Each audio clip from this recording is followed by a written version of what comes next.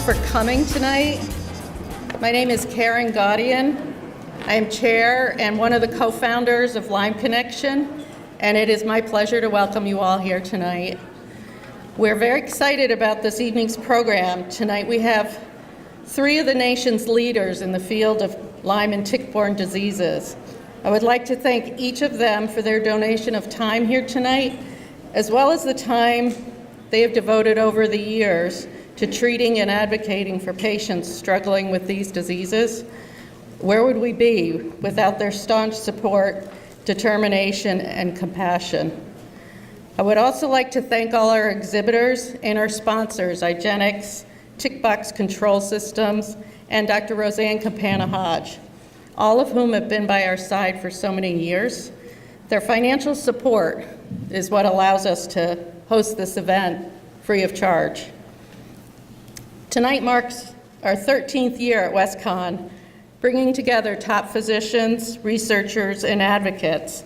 It is also an opportunity to see so many of the friends we have met and struggled alongside as we have sought support, treatment, and answers over the years.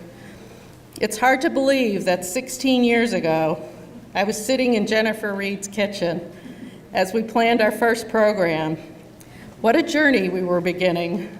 We've had so many programs over the years like this one, book signings at the library, education advocacy trainings, legislative actions, medical hearings, protests, rallies, and the program that has been Jennifer's greatest passion, the BLAST, Lyme, and Tick-Borne Disease Prevention Program.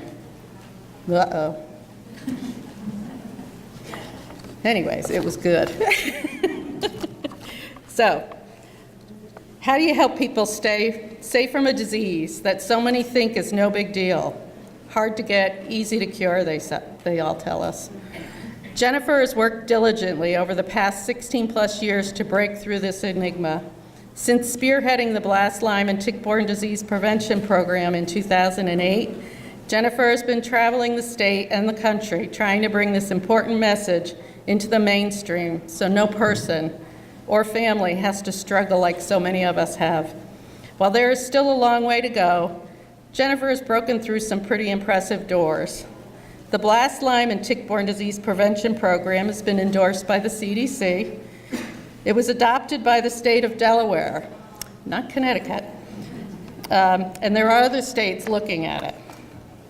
Jennifer has provided trainings for and presented to health directors, physicians, nurses, corporate health programs, educators, and of course the general public. She's also presented the BLAST program to the CDC and EPA in DC. In a partnership with biologist Dr. Nita Connolly of WestCon, Jennifer presented last year at the annual CDC conference in Atlanta. And just a couple weeks ago, Jennifer presented at the National Association of County and City Health Officials in Pennsylvania, otherwise known as NACHO. In 2015, the BLAST program was selected by Discovery Communications to receive designing of a social media campaign. That effort created the image, Little Tick, Big Problem. Hopefully you've seen in our recent marketing materials, which have included multiple billboards around the state. In 2016, Jennifer received a $20,000 grant from WestCog, a regional organization of elected officials here in Western Connecticut, to sustain and grow the BLAST Tick-Borne Prevention Program. She also led the legislative effort 2 years ago to include funding for the BLAST Prevention Program in the Connecticut state budget, only to have it pulled at the last minute by then Governor Malloy, despite unanimous support of the state legislature. There have been so many hard-won successes and some devastating losses, but Jennifer has persevered in her desire to sit with policymakers and strive to change the conversation. It has been my pleasure and honor to work beside Jennifer all these years, and now I sadly accept the fact, not willingly, that Jennifer is stepping down from Lyme Connection and passing the torch for others to carry. It is time for Jennifer to spend more time with her family, including her 5 grandchildren, and to enjoy some of the great pleasures life has in store for her. Please take a moment to stand and give Jennifer a round of applause for her many years of service. And get your butt up here.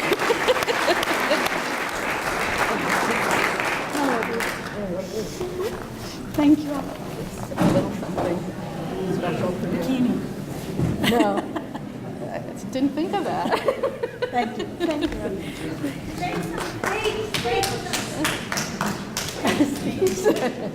Totally on board, I hope.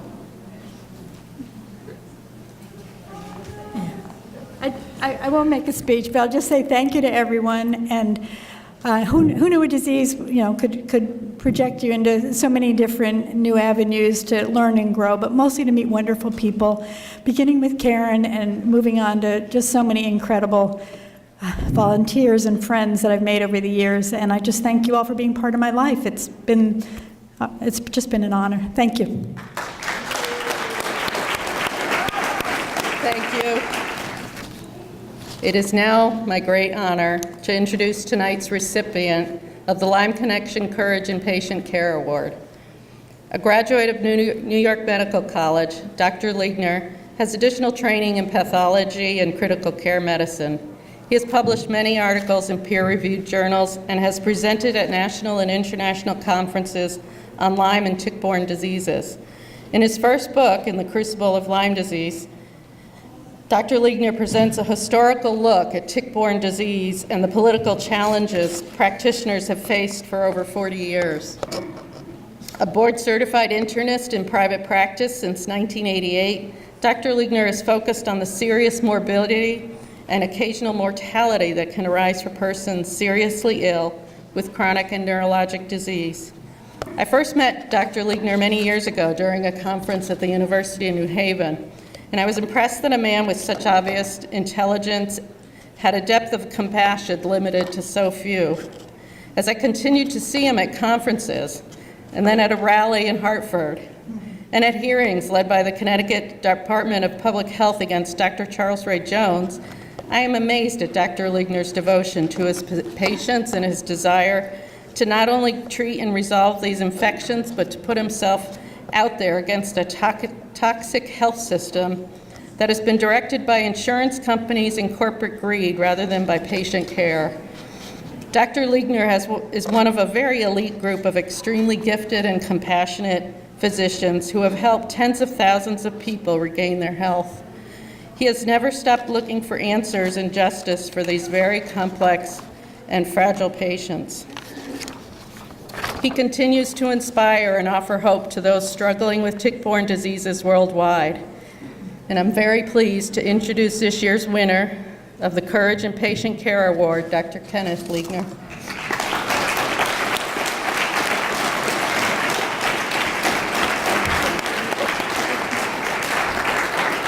Thank you. And So I now, need to get to my, okay. I'm going to give that to you and then try and find PowerPoint you. presentation. Thank you.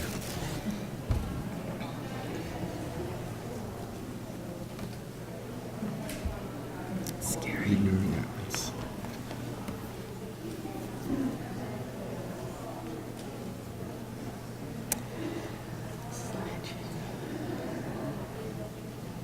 There. Great. And forward and back, I guess you can use use the arrows. Okay, can everybody hear me all right? Okay. I want to thank the Lyme Connection for inviting me here to speak and for this award, which I really did not see coming at all. And also WestCon for hosting this type of meeting for, wow, 13 years. That's a long time. Congratulations. All right. So there are different kinds and degrees of courage, and I'm going to talk about that. So this is not a medical talk. Let's see. I think I skipped. Yeah, when I thought about a courage award, I thought of this book. And can you believe when a paperback book was 35 cents? Okay, this was published around 1956 in the run-up to the 1960 election when when it was Senator Kennedy before he became president. And I've seen this book, I've heard the name, but I'd never read it.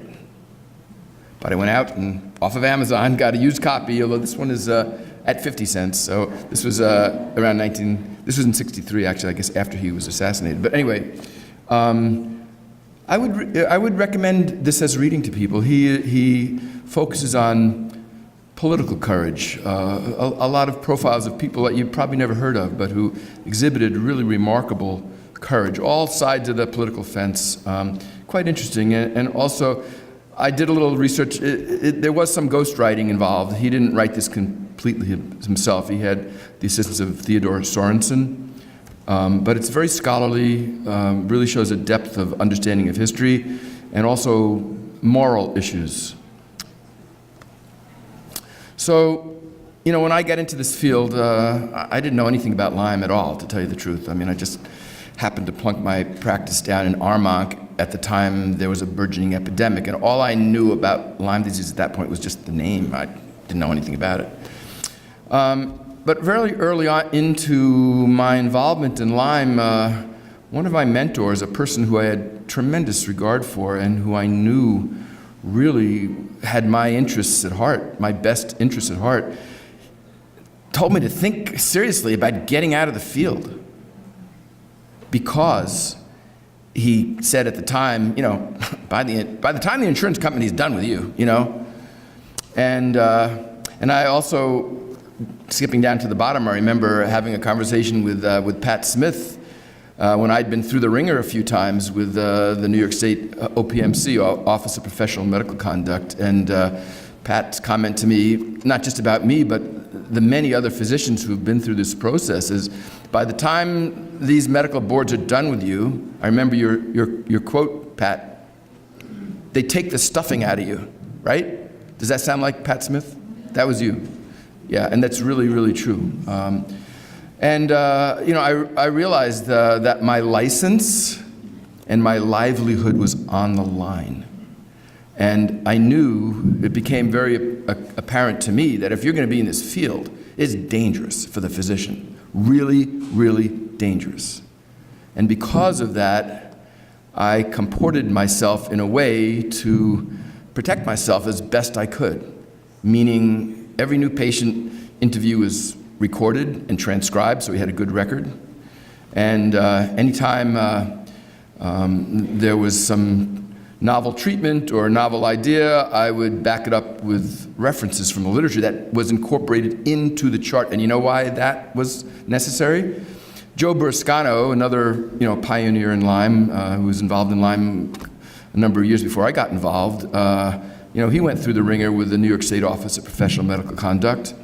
And at that time, before the medical board, this is not a court of law where you have rules of evidence. This is an administrative procedure, okay? So you don't have the protections, for example, that maybe a murderer would have. They have certain protections. You don't have that before a medical board. And it turned out at the time, it's changed since that time, but at the time, guess who decided what evidence was admissible in the record? The state's expert witness. So what Joe did, and he recommended to me, and I did it, I think it was very wise, is I put the actual references in the chart. So it was part of the record. We didn't have to, it was part of the record. You couldn't avoid it. So I had, the literature to defend what I was doing and why, and wasn't at the mercy of a state's ruthless shill. Okay. So I thought about it. I thought about this advice, and I realized that it was a dangerous area to be in. But you guys know about Martin Luther's 95 Theses, the Protestant Reformation. He tacked these theses on the church door. I think it was in Württemberg. There was a lot of corruption at the time in the Catholic Church. And I think this is his phrase, "Here I stand, I can do no other." And basically that's the position I took. I realized that it was dangerous. And it does come down to questions of integrity and character and morality. I did send to Karen a PDF of something I had written in around 2000 with my first go-round with the New York State Office of Professional and Medical Conduct. And I had begun to hear rumors that I was under investigation. Of course, this is supposed to be highly confidential. But obviously, it wasn't very confidential because the word was leaking out. Liegner, he's going to be, they're going to run him over the coals, Actually, it was Karen Forshner who was the first one who gave me the heads up that I was under investigation, and it turned out to be true. I wrote something at the time which reflected my psychological state and my feelings and my thoughts, called My Adventures with the OPMC, and that's in my book. But I sent a PDF of that to, where are you, Karen? Yeah, I sent it to Karen. Actually, I'd like you to link that PDF onto the Lyme Connection website so people can access it. So anyway, you'll understand my feeling state. So yeah, does it take courage? Yes, it takes courage, and also just realize that many physicians in the nation and worldwide are facing this type of intimidation. You have no idea how threatening it is to have the vast powers of the state with unlimited resources against you as an individual. One of our colleagues in Scandinavia, Kenneth Sandblom, had his license removed, and that meant thousands of patients in Scandinavia could not be treated. What was his offense? What was his horrible offense? He used rifampin. Isn't that terrible? He used the antibiotic rifampin, and I guess the infectious diseases physicians over there think, well, that's their domain, some Lyme doctor shouldn't be using that drug. Anyway, and also right now, a colleague of mine, Dr. Richard Dubach from Maine, who's a good man and I believe a good physician, he's being scapegoated for a situation that arose, and he finds himself before the Maine Medical Board. So it's still very dangerous. And just a few years ago, every single physician in the state of New York who dealt with that disease that doesn't exist, chronic Lyme disease, was under investigation. It was really serious. And thank goodness the advocates, thank you advocates in the different states and in New York State, they mobilized. This whole thing is political, so the response also has to be political. And they mobilized, and they got legislators at the state level, both in the Senate and in the Assembly, to pass a bill, and that protected physicians' prerogative to treat within their own clinical judgment. And it was a bit, we were all on tenterhooks, but eventually Governor Cuomo did sign it into law, so that gives us some measure of protection. So it still is dangerous, and it does require a certain degree of courage. But I'm going to talk about courage, since the subject is courage. And there's different degrees and kinds of courage.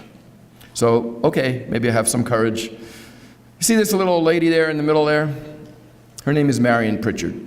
So my family used to have a vacation home in New Hampshire, and not far away in Vermont, in Vershire, Marion Pritchard lived. She had trained as a social worker, and my mom, who's right here, this is a picture of my mom about 50 years ago. She's now 96, pushing 97. My mom founded a training center called the Center for Modern Psychoanalysis, and Marion wanted to train to be a psychoanalyst, so that's how they knew one another. And I would run into Marion at the vacation home in New Hampshire, and I really didn't think much about it. Well, it turns out that Marion, in World War II, she was Dutch. Her father was a judge. Her mother was an English woman. She was riding to school on her bicycle or something, or wherever she was going, and she sees the Nazis rounding up Jews and taking young children, infants and young children, and throwing them by the hair into the back of a truck as though they were logs of wood. She was so outraged that she decided to join the underground. And she saved many Jewish families. and Jewish children, and she harbored them in her home. And also there was another home where they dug a hole under the floorboards, and if it was in danger, the families would go underneath. And one day, a collaborator barged in on them when everybody was there, and she was prepared for this, and she pulled out a pistol and shot him dead. And they knew undertakers who were sympathetic, and there was a burial that was about to go on, and they took this collaborator, put him in that casket, and he was buried with the other person, and nobody ever found out. But talk about courage. She didn't have to do this. And this wasn't just about, losing your license or, this was about losing your life. So that's courage. This is a picture of Marion around 1942 or 43 when this all happened, okay? And she has been recognized by the State of Israel under the Holocaust Museum as what they call the righteous of the nations, people who did this type of thing and saved Jews. And this is a Yad Vashem, which is the Holocaust Center. So that's a whole nother level of courage, right? And there's different kinds of courage. And also, there's a linkage between courage and love. Love of family, love of country, love of freedom, love of justice, love of nature, love of life, love of God. There's Martin Luther, painting of him. George Washington. We don't realize this, but George Washington, he really took his life in his hands. If the Americans had lost, he would have been hanged as a traitor by the British. So again, talk about courage. And Valley Forge. I meant to bring it, but I forgot. I have the Library of America's papers, original papers of George Washington. It's really fascinating to read his letters at the time of what he was seeing. It's really fascinating. And also from that, we don't realize how miserable everybody was at Valley Forge. I mean, they really, really, really suffered, So that's another kind of courage. Okay, luckily, the Americans won. Martin Luther King. You all know. Mahatma Gandhi. At this time, it was Cassius Clay. Think of the courage it took to give up his world title for what he believed in, that he was not going to serve in what he called the white man's war against the yellow man who never did him any harm. And this is, by the way, the venue of this is Lewiston, Maine, and that's him knocking out Sonny Liston. It's a great picture. I love this picture. John F. Kennedy himself. Think of the courage that he must have shown and the wisdom and the judgment during the Cuban Missile Crisis. I mean, that was remarkable. I mean, we could have had the Third World War if it was not handled right. Nelson Mandela. He spent, 20 or 30 years on Robben Island, and then, of course, he was the father of his nation. And think of what it took to overcome apartheid. It's amazing. Okay, and then there's another kind of love that I profess. That's the love of my profession, the love of medicine, and the respect of the Hippocratic Oath, and my duty to my patients. This might come up the wrong way, but that's why I feel it's important for the physician to be paid by the patient, not by a corporate entity. Because if you're paid by a corporate entity, there could be divided loyalties. This is Hippocrates. It's I guess a drawing of a bust of Hippocrates.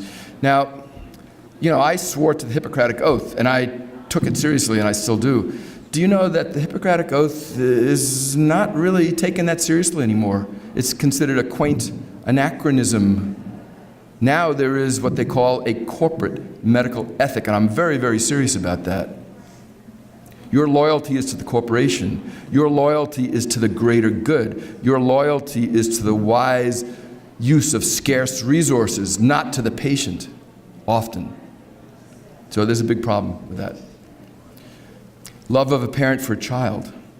I'm so in admiration of the families who support their children. Sometimes incredibly difficult situations. I'm thinking of situations where a child has Lyme or other tick-borne diseases, and they're in psychiatric crisis. And you know, there's no place for those people. There needs to be, and there isn't. There used to be, time in the past, there used to be places that were combined med-psych units where people could get both their psychiatric needs and their medical needs addressed. Those units basically don't exist anymore. And I'm thinking of one family in particular from Massachusetts with a son that was just, it was an impossible situation. But the mother and father did not give up, and they stood by the son. And that's just one of many other kinds of stories like that. So there's a lot of courage there, too. This is a new disease. It's poorly understood. The symptoms are frightening and sometimes overwhelming. We have lousy diagnostics, treatments that are less than ideal. Prognosis is variable and sometimes unpredictable. And their illness and their suffering is dismissed by the mainstream and sometimes by their long, trusted personal physicians. That really hurts. Someone that you've had a relationship for decades and they're dismissed. That's very hurtful. And then, of course, lack of reimbursement for necessary care, because there's no such thing as chronic Lyme. Nobody needs treatment for more than a couple of weeks, right? So this can result in a sense of hopelessness and a decision to, quote, give up. And unfortunately, you know, as Dr. Bransfield has written, there's quite a high suicide rate amongst persons with Lyme disease. And that emphasizes the importance of the development of a really good therapeutic alliance between the physician and the patient and family, and for an effort at shared problem solving. And you know, we're all making this up as we go along. If you're any good, you can't say you have it down pat. You can't say you know in advance what the right thing to do is. And so there's a lot of trial and error, hopefully success. And then pursuit of justice. You know, there's a lot of injustice in this Lyme and tick-borne diseases area. But if you think about it, there's so much injustice for many other classes of people in our society, but it certainly applies to persons with Lyme. And it has become increasingly clear that the mistreatment of persons with Lyme and tick-borne diseases is not just a scientific issue. It's a human rights issue. We need to advance science and medicine, but also it has to be coupled with ethical values. And we need a change in the standard of care for persons with tick-borne illness, and re-education of physicians is very, very important. And I think that's my comments. Thank you very much for your attention.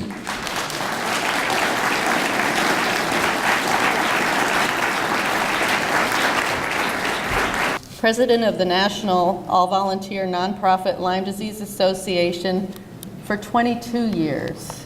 Not 19. Ms. Smith also serves as a member of the Federal Health and Human Services Tick-Borne Disease Working Group, Columbia University's Lyme and Tick-Borne Disease Research Center Advisory Committee, the Food and Drug Administration's PESP Partnership, and the National Tick IPM Working Group. Recognized for her outstanding efforts to raise funds for research, spread awareness, secure legislation, and support patients, Pat Smith is a powerhouse in her commitment to moving our mission forward. Pat, come on up. Sorry.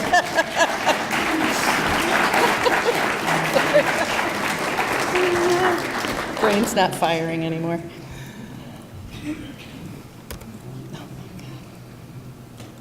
This, get you up.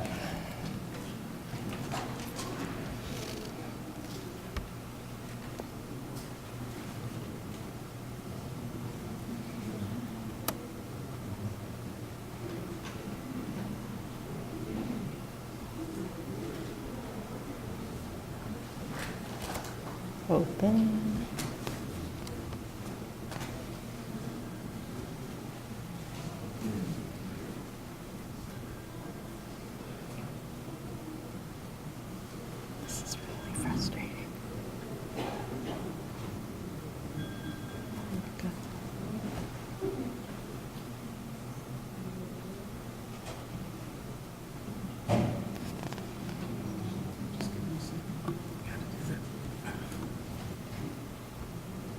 rid of that one.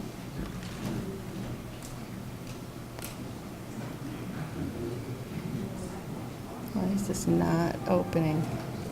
I had it open earlier. Where's your video? There it is.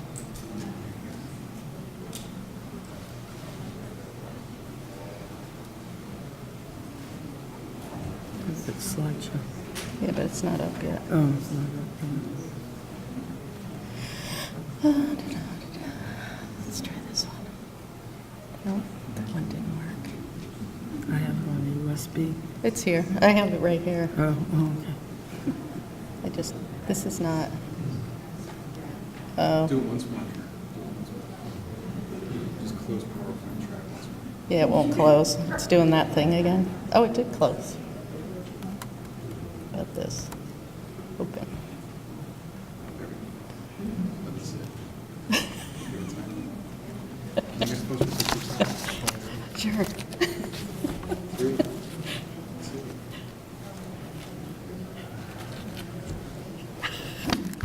We don't usually have these problems here.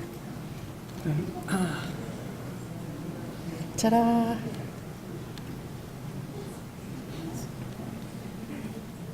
Gotta get the full screen. Close. Just a cancel. Cancel? Don't you have to put it on full screen before you... Is your mouse not moving? No, it's moving. It's just not doing anything.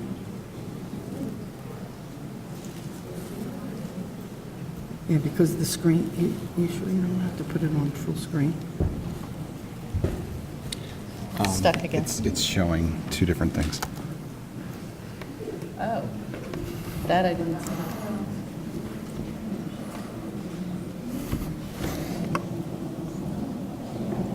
She does not have any touch. Okay. Thank you.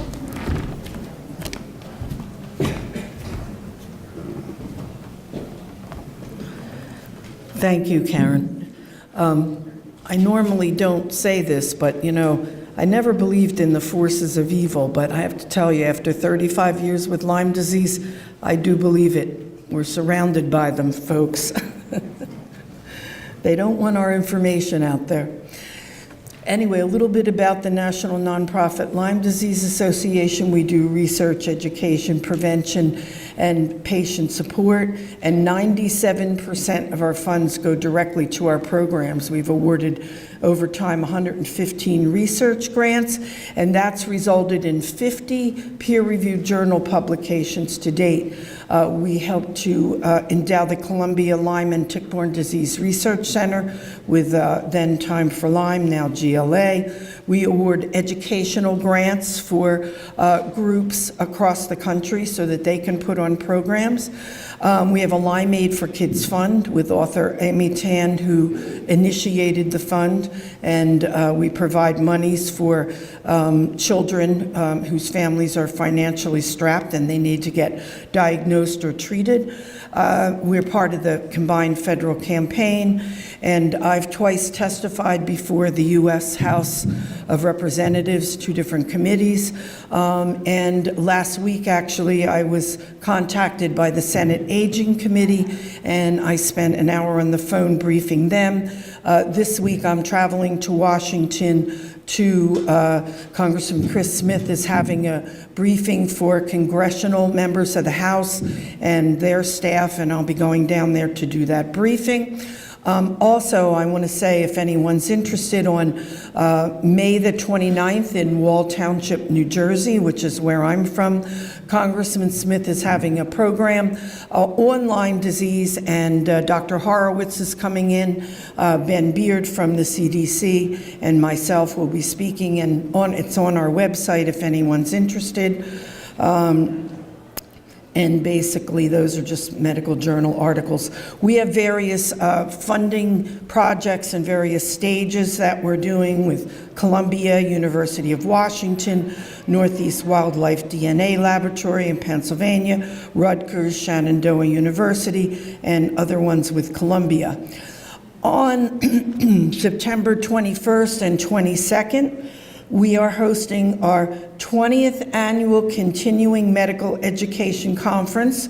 Some of you have been to our conferences, designed for physicians and researchers, but the public can certainly register to attend. This year it's in Philadelphia, and we have some of the top researchers in the world who will be coming and presenting. This is the Lyme Made for Kids program. Some of the materials we have on our website. You can order our brochures for the price of postage. We also collaborated with UMDMJ, part of Rutgers, under a grant from the EPA, and we do have a video on our site for children, educating them, and also a tic-tackler video game for children. So on to Lyme disease and other tick-borne diseases.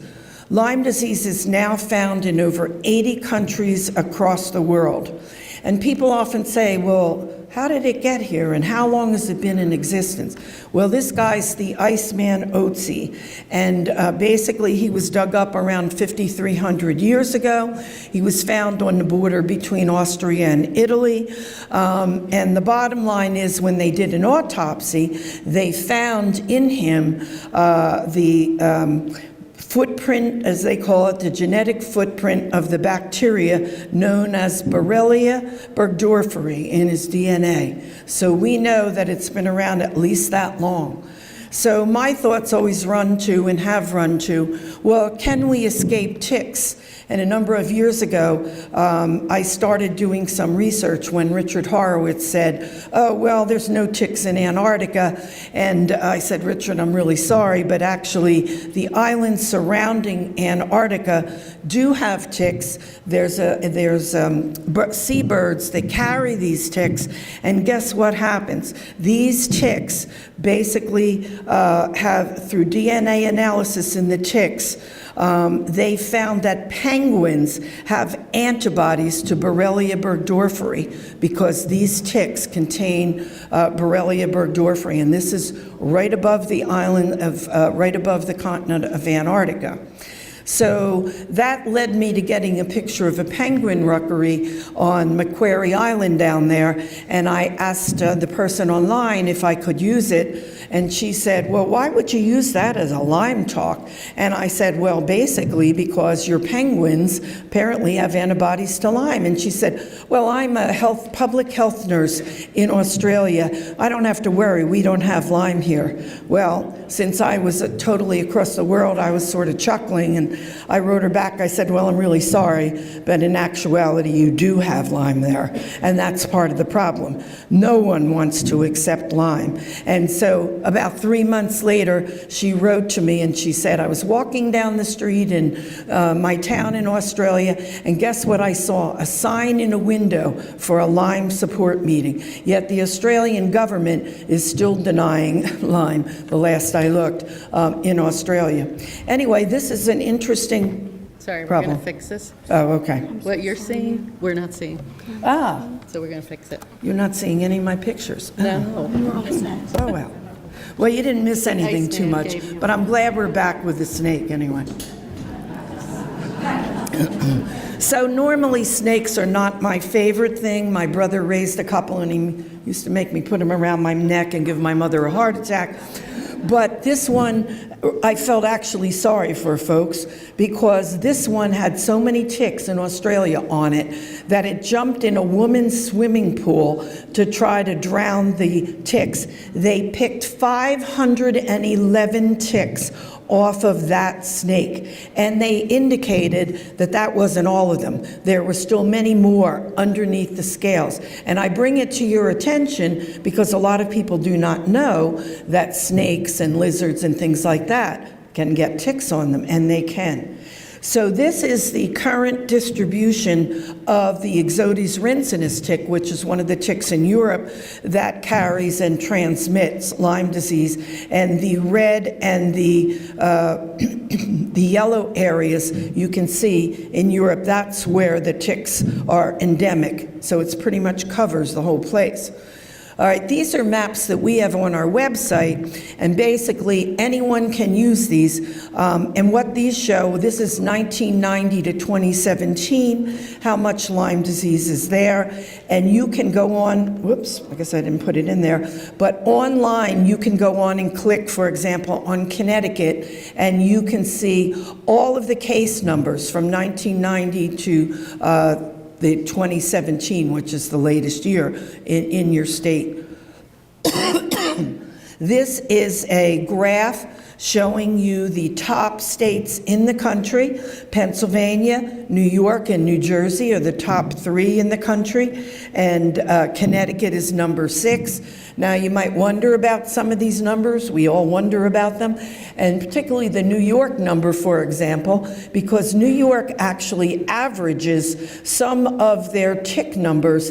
Those averages are not allowed to be put in the reports that people get. So about 27 or 28 counties in New York are not even counted in the numbers that the CDC puts out, because the CDC can't put it into the database. They're not allowed to put it in the database, averaging. So therefore, you look at these numbers and they're skewered. And I remember, and I'm sure those of you in Connecticut that worked when I worked with you, and I think it was 2003 and a couple of later dates, you changed your surveillance criteria, and when you did, your numbers went down the tubes. And that's when suddenly, well, Connecticut, well, they dropped, guess what? And now Massachusetts is totally off the charts. They're not even listed in the top 15 because they changed how they report their numbers. They're doing, I believe, some of the averaging. So they have tons of Lyme disease there. So this was a report by the CDC, which was pretty interesting, really. This is disease cases from ticks, meaning not just Lyme, but many different tick-borne diseases, which is what I'm going to talk about. And you can see the darker the color, the greater the amount of disease in those particular states. So the highest cases by age from 01 to 10 was 5 to 9 and 10 to 14, and 01 through 2017, the same groups plus 50 to 54 and 55 to 59. And we did a graph of the children from 01 to 10, and we found out that was 30% of the cases were our children over that time period. And the ones that make me the saddest are the age group 0 to 4. 5% over that time are 0 to 4, are babies. Very frustrating. And the born and unborn are affected by Lyme disease, and basically what that means, and most of you probably know by now, that pregnant women can transmit Lyme to the fetus through the placenta. So just briefly on dogs and cats and Lyme, dogs act as sentinels, and they're 50% more likely to get Lyme, and they tend to run in the leaves and roll unchecked into tick habitats. And the biggest thing is they can bring unattached ticks into your home. And according to several recent studies, that also, there's problems with Ehrlichia in dogs and Anaplasma in dogs. And there is currently a vaccine for dogs. Cats can also get Lyme, despite the fact they may tell you they can't. They can. My own cat had Lyme, and I picked off the 3 engorged ticks and rushed to my vet. And you know what? He didn't say, well, gee, I don't know, I can't treat this cat. This is probably not Lyme disease. He said, oh my gosh, this is Lyme disease, and we're going to treat it. And fortunately he did, because my cat got better. Okay, the Canine Lyme Disease Companion Animal Council. This is the numbers. These people test dogs across the country, and they get the testing from IDEXX laboratories. So out of Connecticut, the testing that they did in the dogs, 1 out of 7, that was almost 15% of your dogs tested positive. And what they say is this represents about 30% only of the activity in your region. Okay, I'm mentioning about the moose because I speak about the moose when I go to Maine, and Paula and Angel from Maine are here today. And basically, the moose populations are dying of exsanguination in our country. In New Hampshire and in Vermont and in Maine, these moose are dying off because they have so many ticks, they're bleeding to death. Moose can actually have as many as 160,000 ticks per moose at times. And that is, by the way, those ticks are not the Ixodes deer tick. They're actually called the albopictus tick. But the point being is ticks are dangerous, and they're also beginning to affect our country economically. So what am I doing with a bunch of cowboys down at the Mexican border? Well, basically, the United States Department of Agriculture pays cattle riders. And these guys ride along the border, and what they're looking for are animals coming over the Mexican border that are infested with ticks. And so they have to capture these strays, and they scratch them for ticks, and they treat them. And then they're returned to the Mexican owners for the cost of beef. But additionally, we do a lot of these animals come in from Mexico. They do business with the United States. For example, the horses, and those are all sprayed for ticks. And the cattle are actually put through these boxes. They jump in these boxes that contain an acaricide that kills these ticks. So what's the deal with these ticks? These are commonly called fever ticks or the Boophilus tick, and they're constantly changing names. Now the latest is they're called Rhiphocephalus annulatus. So what are you going to do? They're the same tick. But the bottom line is that it is my understanding from what I've read that susceptible cattle, this can result in up to 90% of deaths because they actually get a form of babesia. So what's happening is these ranches along the border are now being quarantined because they have so many ticks coming in, their cattle's getting killed, they can't even run their cattle. Folks, I'm sure most of you know that the beef industry is huge in our country. So this is affecting not just people. Now, opossums. I never really cared for opossums, but now I love them ever since Rick Osfeld at the Carey Institute said, hey, those opossums can eat about 5,000 ticks a season. So I love those guys, and I always wanted to get a little sticker, bumper sticker. Love the opossums. So anyway, the significant players in Lyme, and I'm just briefly going to mention it because I know you already know it. Our area of the country is the white-footed mouse, the vole, chipmunk, the gray squirrel, also shrews, other small mammals, and birds. People forget about it. Birds are a huge carrier, folks, of these ticks. Okay, so that big sucker there, that's the female deer tick that's engorged. In the center is a straight pin. So you can see the size of that tick, and the red one, of course, to the right is before it fed. That's the deer tick laying egg. They lay thousands of eggs.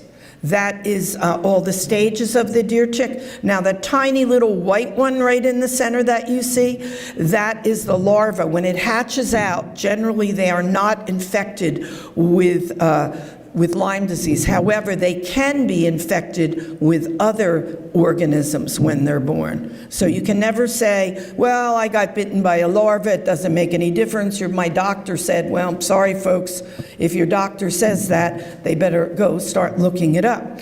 So you all hear about, well, that's the poppy seed-sized ticks that cause Lyme disease. Well, there they are. The nymph stage of the deer tick, and those white things in the center are the poppy seed, and you can see they are indeed the same size. This is the western black-legged tick. It's like very similar to the deer tick. And I always say to people, hey, if you think you're going to go to California and get away from it, well, guess what? You're not. They transmit not only Borrelia burgdorferi, Borrelia mayonii, but Anaplasma phagocytophilum, and probably a few others right now. Now, I'm going to spend a minute or two on the Lone Star tick because this is really important, folks. When I started, I've been involved for 35 years. When I started, the Lone Star tick was as far north as central New Jersey, which is where I live. And now, unfortunately for our Maine people in the back, that sucker is all the way up in Maine, and on in the west, it's all the way up in Minnesota already. And this tick is now producing a condition called alpha-gal meat allergy. Now, if you haven't heard about it, if you get bitten by a Lone Star, you have the potential of becoming allergic to red meats. Now, this doesn't necessarily just mean you can no longer have your steak, which thought freaks me out because I happen to like steak.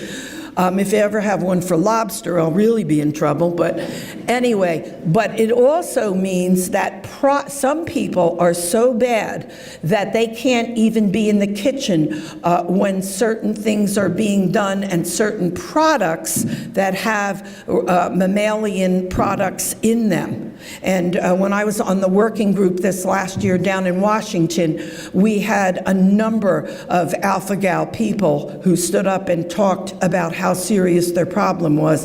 And I already knew because a friend of mine that lives right across the highway from me, she's had it for a couple of years now. She thought it was a joke at first, called me up to find out, you can't really get a meat allergy from a tick, right? Well, unfortunately, I'm beginning to think ticks can do anything. So this tick also produces star eye, southern tick-associated rash illness. It looks like Lyme, acts like Lyme. It uses basically, really can't be tested because there isn't really a test for star eye yet that I know about. And, excuse me, and additionally, they don't know what the organism is. It also carries Q fever, Ehrlichia chaffiensis, Ehrlichia HME, and they're still deciding whether it can transmit Rocky Mountain spotted fever. The CDC is still having that discussion. They know that it has it in it, but they won't say for sure. That's the Lone Star laying the eggs. This is the American dog tick, another tick you have up here. You can see the map, and it's a good percent of our country. Again, Rocky Mountain spotted fever, tularemia, and tick paralysis. Tick paralysis, what happens is when you get bitten by a tick, and several of them carry it and transmit it, is that you become paralyzed, and it starts with your feet and works its way up. The problem is, if you don't know that you have a tick biting you, the only cure for this is for the removal of the tick. And eventually it can kill you because it affects your respiratory muscles. So you have to know you've been bitten, or if you get paralyzed, you have to be looking around for that if they can't find something else. That's, again, the American dog tick. The dangers here, too, when they hatch, the American dog tick, their larvae sometimes hatch infected with Rocky Mountain spotted fever, which I'm going to mention again a little bit later. These are American dog ticks. There's 9 of them there. I call those ticks doing tricks. And believe me, those ticks do a lot of tricks. So there's the American dog right on the end of that paper clip. You can see the size differential. And there's I call it the deer tick family in the center. This is the Rocky Mountain wood tick. You can see it's in a portion of the far west. I don't want you to think if you go out there, they don't have tick-borne diseases, Rocky Mountain spotted fever, Colorado tick fever, tick paralysis, Q fever, and tularemia. Now this guy I only learned about a year or two ago. It's a soft-bodied tick. The other ticks are hard bodies. Ornithodorus. And Ornithodorus gives you tick-borne relapsing fever. And so it's not a nice disease, and you don't want to get it. And if you're in that area of the country, like the cabins, if you're a hunter or a fisherman, you rent a cabin or you're camping, you have to worry about them. They hide in animal burrows, and they hide in these old cabins in the mountains. Now, you say, well, I go down to the Gulf Coast. What do I have to worry about there? Well, you have to worry about Amblyomma maculatum. The Gulf Coast tick, and that can transmit rickettsia, Parkeri rickettsiosis. That is very similar to the rickettsia that produces Rocky Mountain spotted fever. Now, about 4 or 5 years ago, up to about, the CDC said, oh, don't even talk about brown dog ticks because they don't transmit diseases to humans, they just transmit them to dogs. Well, guess what, folks? They are now in the Southwest transmitting Rocky Mountain spotted fever to humans. So you need to know about it. Oh, by the way, the brown dog tick is the only tick that if you find a tick in your home and it's infested your home, not one that's just taken a little walk across the kitchen, but if it infests, this is the only tick that can infest, at least in our country that I know about, that can infest your home, and they can live in there. The other ticks can only stay in there a short period of time. The environment's not good. Okay, this new guy, or girl, whatever, it's mostly girl, I need to talk about this. This is the Haemaphysalis longicornis. If you haven't heard about it, you better pay attention, folks. Very bad. And I will give my usual disclaimer before I talk about this. I live in New Jersey, but actually I was born in Philadelphia. So don't blame me. You hear all this bad stuff that comes from New Jersey. Don't take it out on me. I'm really a native Pennsylvanian. But the bottom line is, in 2017, they found this tick and identified it in New Jersey. Very bad tick. It comes in from Asia, and one of the biggest problems with it is it does not need a male tick at all.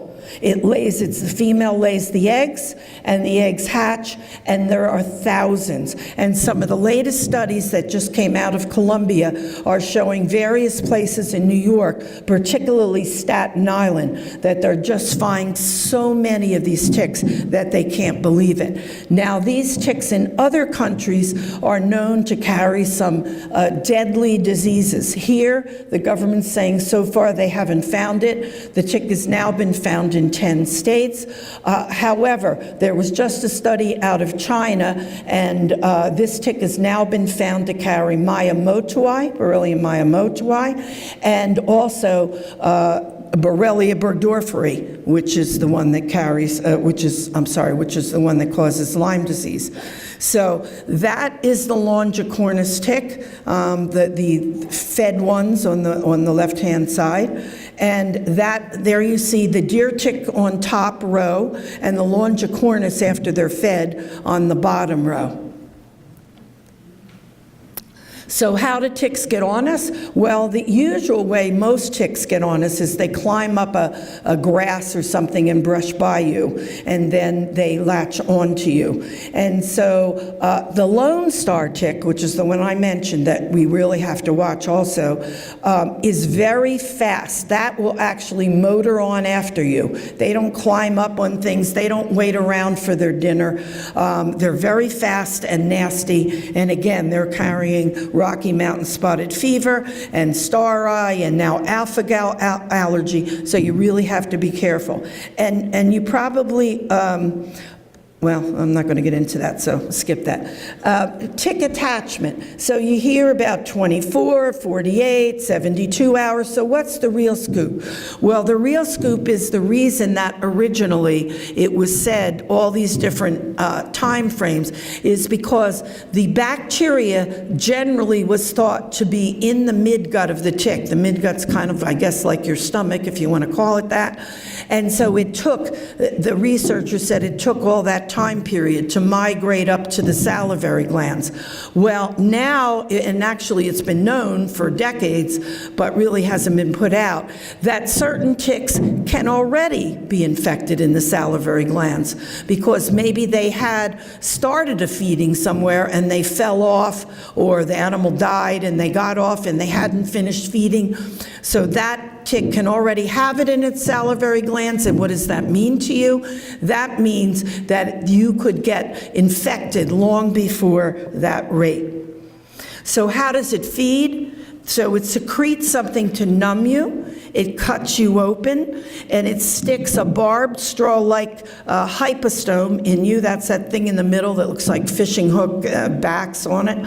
And then it secretes a glue-like substance onto you. It cements it to you. Then it sucks your blood, and sometimes it even secretes blood thinners and immune regulators into you. And during feeding, anything that's in it might flow into you. So proper tick removal, and I know most of you know it, but I need to repeat it because we still hear doctors and hospitals that are improperly removing ticks. Don't put anything on the tick. Don't burn it. Don't touch it with your fingers. Don't squeeze the tick. If you squeeze that tick or twist that tick or annoy it by putting something on it, it can inject everything it has in you. You do not want those organisms that I mentioned into you. So take pointed tweezers and right at as close to skin level as possible, pull it out, put an antiseptic on it. If you want to dispose of it, you can put it in tape. Just wrap it in tape and toss it away. My favorite tape is duct tape. You can ask my hubby. Everything in my house, it breaks. If it's not in a place where you can see it, it's held together probably by duct tape. But anyway, you don't really need duct tape with them. Scotch tape will do. But some people want to save it, to take to their doctor, take it in a baggie, to show your doctor what kind of a tick it is. And if you want to send it off for testing, you need to look and see what the testing company wants you to do with it, usually put in a moist cotton ball. So co-infections, what does that mean? It means more than one disease at one time, and one tick bite can transmit more than one disease. So deer ticks can carry and transmit Borrelia burgdorferi or Borrelia mayonii, Babesia anaplasma, Ehrlichia, Bartonella tularemia, Borrelia miyamotoi, Powassan virus, tick paralysis toxin, and that's not good. All right, so that's just a distribution map from the CDC showing you all the different tick-borne diseases, and the different colors represent different diseases. So I'm just mentioning this because now we have 2 different strains of Borrelia that are causing Lyme disease. You may not know that. So the one we know, that's what I call it, Borrelia burgdorferi, and that's the black-legged tick, and the Western black-legged tick, early flu-like illness, muscle aches, pains, joint pains, swelling, fatigue, malaise, fever, headaches, possible rash. Again, the rash stuff is really confusing to people, and I understand that. The bullseye rash is just a subset of a rash that you can get from that tick. The EM rash is really a rash that you can get, and it has one subset, one small subset, which is the bullseye. Only about 9% of people get a bullseye. And the CDC says about 60 to 80% of patients develop the EM rash. Some people get no rash. However, there are studies out there by some researchers showing a much smaller amount of people getting a rash at all. So don't let anybody tell you you must get a rash or that it must be a bullseye rash. Okay, those are just some Lyme rashes with posters we did with Columbia University. Okay, this is the Lyme disease you don't know. Currently, we don't have it here in the Northeast as far as they know. However, these things move very fast. And this also has, beside the symptoms I mentioned before, fever, headaches, rash, neck pain, later stage arthritis, different from the Borrelia symptoms, nausea and vomiting, and they have more diffuse rashes than the Borrelia burgdorferi has. Also, Borrelia burgdorferi doesn't have a very high concentration in your blood. With this organism, it's a much higher concentration in your bloodstream. Now, Borrelia miyamotoi, it's a Lyme-like disease. There's quite a bit of it now in the Northeast, in our ticks, the black-legged tick and the Western black-legged tick out west, and it produces a Lyme-like illness. It's very nasty. For a while, we didn't have tests for it. Fortunately, now there are at least 4 labs that I know about there that do have testing, including, I know, IGeneX I saw on the way in, and a number of others. The treatment is doxycycline. Now, babesiosis, you probably know, in our area of the country, babesiosis is probably one of the most common co-infections that we have. And it's transmitted by deer ticks and the western black-legged tick, and it's a malaria-like illness. Now, for years, our federal government has known that babesia was transmitted through the blood supply. As a matter of fact, it was the most frequently reported transfusion-transmitted parasite infection in the U.S., and it remains of important concern, according to the CDC. Well, when do you think we developed tests for our blood supply? 2018 were the first tests that were developed for our blood supply. Now, that was, I think, for only one strain, of, I believe, of babesia, and now another lab has come through and done one for 4 or 5 strains of babesia. I don't know how effective those tests are, since, again, they're just going out there. So I show this because, again, we always want to know, well, how old are these diseases? So this was a blob of amber. Amber's like a resin from a tree. And this was 15 to 45 million years old. So they cracked it open because there was a tick inside. And when they did the workup on the tick, what they discovered in there was a relative of babesia. So babesia, you know, we're nothing. People, humans are nothing. We can see now how these organisms can get to us. They've been able to survive, you know, unbelievable periods of, you want to call it climate change, I don't know what you want to call it, from 45 million years ago to now. So they're very strong organisms, and we should never, never take them lightly. So this is Bartonella. Bartonella is still under discussion by the government. The government still does not want to say that Bartonella has been transmitted to people from ticks. They say that yes, that there is Bartonella in ticks. However, our treating physicians have found many patients who have Lyme also have Bartonella. So southern tick-associated rash illness, I mentioned it. Lone Star tick, remember, looks like Lyme, acts like Lyme, can produce a rash like Lyme. There's no tests for it, same treatment as Lyme. If you're unfortunate enough to live in the Midwest, where this is one of their major diseases, your doctor probably won't treat you because they say, oh no, that's not a Lyme rash, and we don't have Lyme here, and so therefore we can't treat you. It's a big problem. Alpha-gal, I already covered. So where in the world is alpha-gal?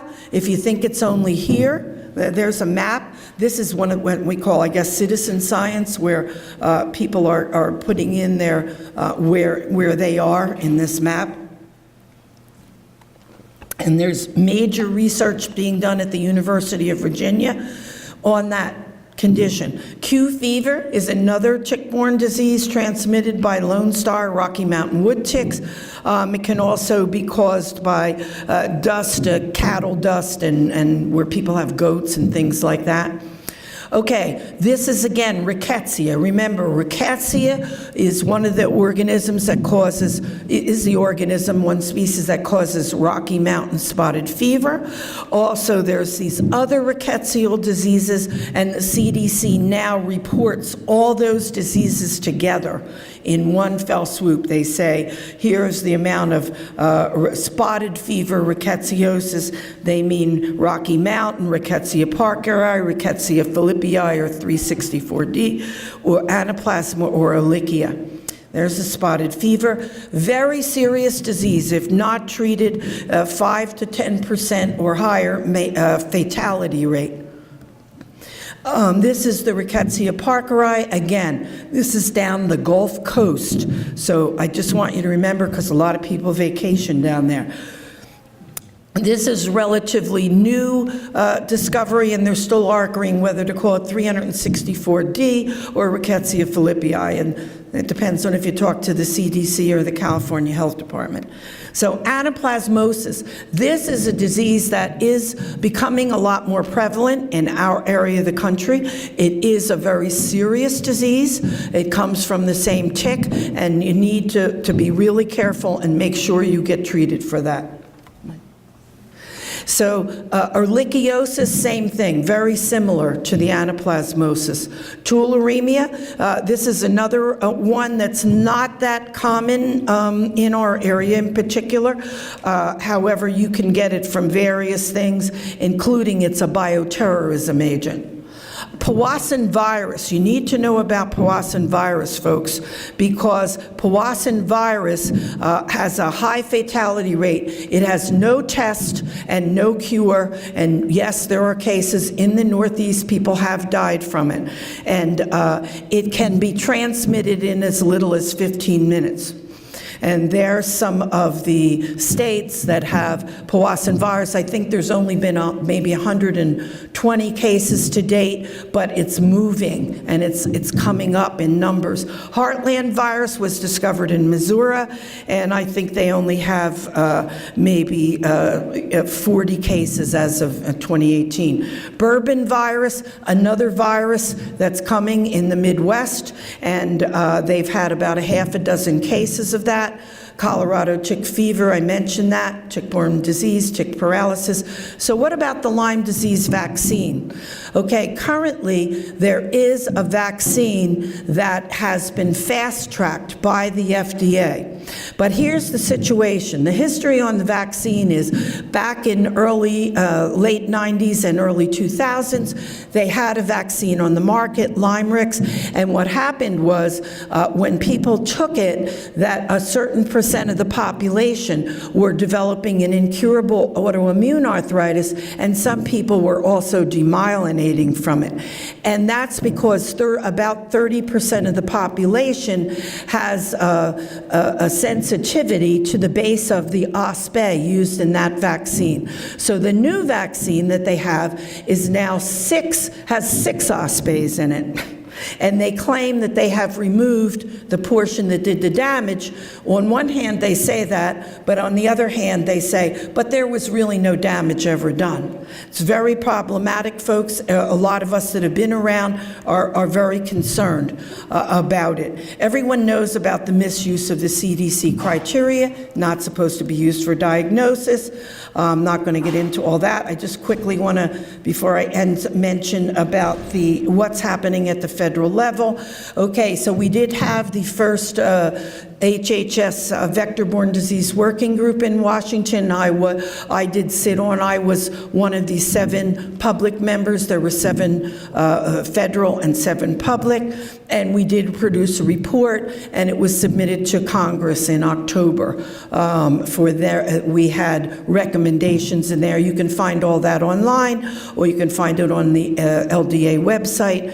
Also, there's a piece of legislation, the National Lyme and Tick-borne Diseases Control and Accountability Act, and that would establish a national strategy for Lyme disease. We have no national strategy, folks, for Lyme disease. This is the House Lyme Disease Caucus, House members. It is very sad because all here in the Northeast, we have all these congressmen, and here's what we have on this caucus. Need to get your congresspeople on board that caucus. So this is my favorite picture. Kirby Stafford from Connecticut gave me this, and I love it. It's a fungus that is used for tick control, and I like that because that tick can't move, can't go anywhere and do anything, and so I have to show it always before I close. And I want to thank Lyme Connections and Karen and Jennifer very much, and I wish Jennifer well, but I'm not going to leave her alone. I'm a national organization. Just because you moved away doesn't mean you can escape me. And I do want to say one thing, if I may, in closing. I know I'm probably a minute or two over, but okay. This to me is really important, folks, and I decided last week in Ohio I was going to say it, and I'm going to say it here. The real reason I'm standing on this podium, and I'm here for 35 years, is because 2 of my daughters developed Lyme in the 80s, and my youngest daughter was out of school 4 full years, 2 partial years. For 3 years straight, she was in temporal lobe seizures. If you've ever seen them, they are god awful. She didn't know half the time we were in the room with her. She would scream. She had hallucinations. This was 15 hours a day, 6 and 7 days of every week for 3 years. And you know what, folks? I said, something is wrong with this picture. We have a government. I wasn't even allowed to tell people. My doctor said, you can't tell anybody about this. I said, what do you mean? And they said, because your daughter will be placed in a psychiatric institution and she will not be able to get treated for her Lyme disease. And at the time, I knew a little, I didn't know that. And I said, I couldn't believe it. But you know what? It was true. I know of people that it's happened to. I know of people it's still happening to. And it is utterly unbelievable to me that what I see as I travel all over this country and speak, and I see our children, and now I have 4 grandchildren, and I see grandchildren, I see these kids with the same problems and getting the same treatment, if you will, or non-treatment, and it's a disgrace. So we need everybody. Every person, whether you're well, whether you're sick, if you're sick and you have 5 minutes a week, you can make one phone call or one email to your legislator or to someone else's legislator. Folks, I'm telling you here and now, if we don't do something about this, we're the only ones that can stop it. And I sincerely mean this. I would not have done this and wouldn't be doing this now. I'd rather be spending time with my grandchildren. Instead, I'm in their schools talking about the ticks to my grandkids' schools and everybody else's schools. So please, take it seriously. I know most of you do. If you haven't, please, that's why I needed you to understand the full magnitude of this problem. This is not just Lyme disease, folks. This is an epidemic sweeping our country and the world. So thank you very much.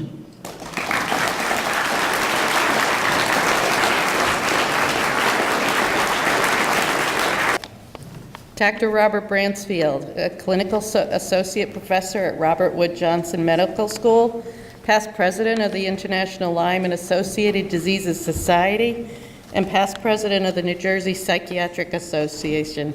He's board certified by the American Board of Psychiatry and Neurology in psychiatry and is certified in clinical psychopharmacology.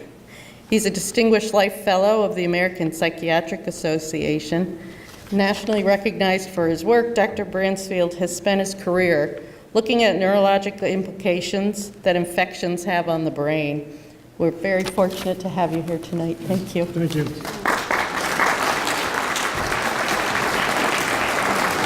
Thank you, Karen. Pleasure to be here. Okay, I'm going to start out by putting everybody to work, okay? So you've been sitting here quiet, so let's see if you can make a diagnosis. So what I'm going to do, I'll start with the case presentation, and what I'm going to look at is how are the brain and body connected in regard to disease, and then looking at how it's categorized, how people conceptualize it, and some of the errors that they make in trying to improve things. So here's the case presentation. We'll see who can get it, okay? This is an 18-year-old white female with multiple symptoms who had been previously adept at Taekwondo. She had a bullseye rash, a Bell's palsy, became increasingly debilitated over 4 years, was in a wheelchair, and had seizure episodes. Her prior diagnoses included wanting attention, fibromyalgia, chronic fatigue, hypoglycemia, and pseudo-psychogenic seizures. The major symptoms included cognitive impairments, which included attention problems, memory problems, poor processing speed, difficulty with concentration, executive functioning, tactile hypersensitivity, sun sensitivity, orthostatic hypotension, weight loss, fatigue, non-restorative sleep, pelvic pain, difficulty urinating, headaches, peripheral neuropathy, muscle atrophy, cervical radiculopathy, hair loss, costochondritis, subluxation of multiple joints, and generalized pain. Her Lyme IgG showed the 93 and 41 bands. The IgM was 41. Her Lyme IgG showed the 31 which was indeterminate, and a 34 indeterminate, 39, 41, 56. HGE was positive, and ANA was positive, later negative, and she was positive for some viruses, including parvovirus, and the brain spec had moderate to severe decreased cerebral perfusion with a heterogeneous pattern. Okay, so let me take a poll and see who can vote on the diagnosis, all right? So let's see a show of hands. Now, how many would call her somatic symptom disorder? Okay. How many would call this hysterical conversion disorder? No? Okay. Bodily distress syndrome? No. Medically unexplained symptoms? Okay. Factitious disorder, Munchausen's or Munchausen by proxy. Lyme borreliosis. Okay, we got some hands for that, okay? Other medical conditions. Okay. Other medical conditions and Lyme borreliosis. That seems to be the most. Okay, let's see who was right. Okay? Most of you got it right, all right? So on further exam, and it took a while, the diagnosis was Lyme with multi-system symptoms. She also had porphyria, Ehlers-Danlos, Alpin syndrome, anxiety, laxity, pain, immune mood syndrome, with seizures caused by increased intracranial pressure from cranial cervical instability that's associated with Ehlers-Danlos. The patient did not have pseudo-seizures. She was treated, is now physically active, married, and leading a productive life. So how many figured out all those other diagnostic categories? Okay. So this gets in, it really dovetails on what Pat Smith was saying about the difficulty with the diagnosis and the ethical issues surrounding diagnosis that Dr. Ligner was discussing, is we get these difficult cases, and what do you do with them, or what do doctors commonly do with a case like this, all right? And so we have to look a little bit at what causes mental illness, and usually, you know, what causes it is really poorly understood, but whenever any illness is poorly understood, it's called psychogenic until it's better understood. So when anything's poorly understood, sent to a psychiatrist, then it's understood we lose those illnesses. So when, according to Socrates, when dealing with something that's poorly understood, begin by defining it, right? So if we define mental illness, basically with mental health, your brain works for you instead of against you. You can have fulfilling and meaningful relationships, you can enjoy activities of life, you can contend with adversity, and you have the mental flexibility to shift when needed. So it's like a gear shift. Your brain gear shift works depending on what's happening in your life. And if we look at what causes mental illness, we used to blame it on demon possession, your mother, but everything's caused by something. And there's this belief that if there's no cause, then it's mental illness. And that's held with a lot of people, that if there's a lab test that doesn't show anything, that's mental illness.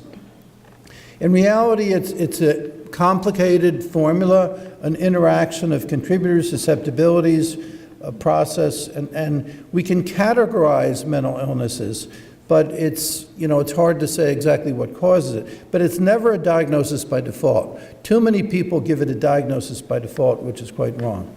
So we have this complicated model of these many contributors and deterrents, and it's a balancing act of what contributes and what deters health and disease, including mental health.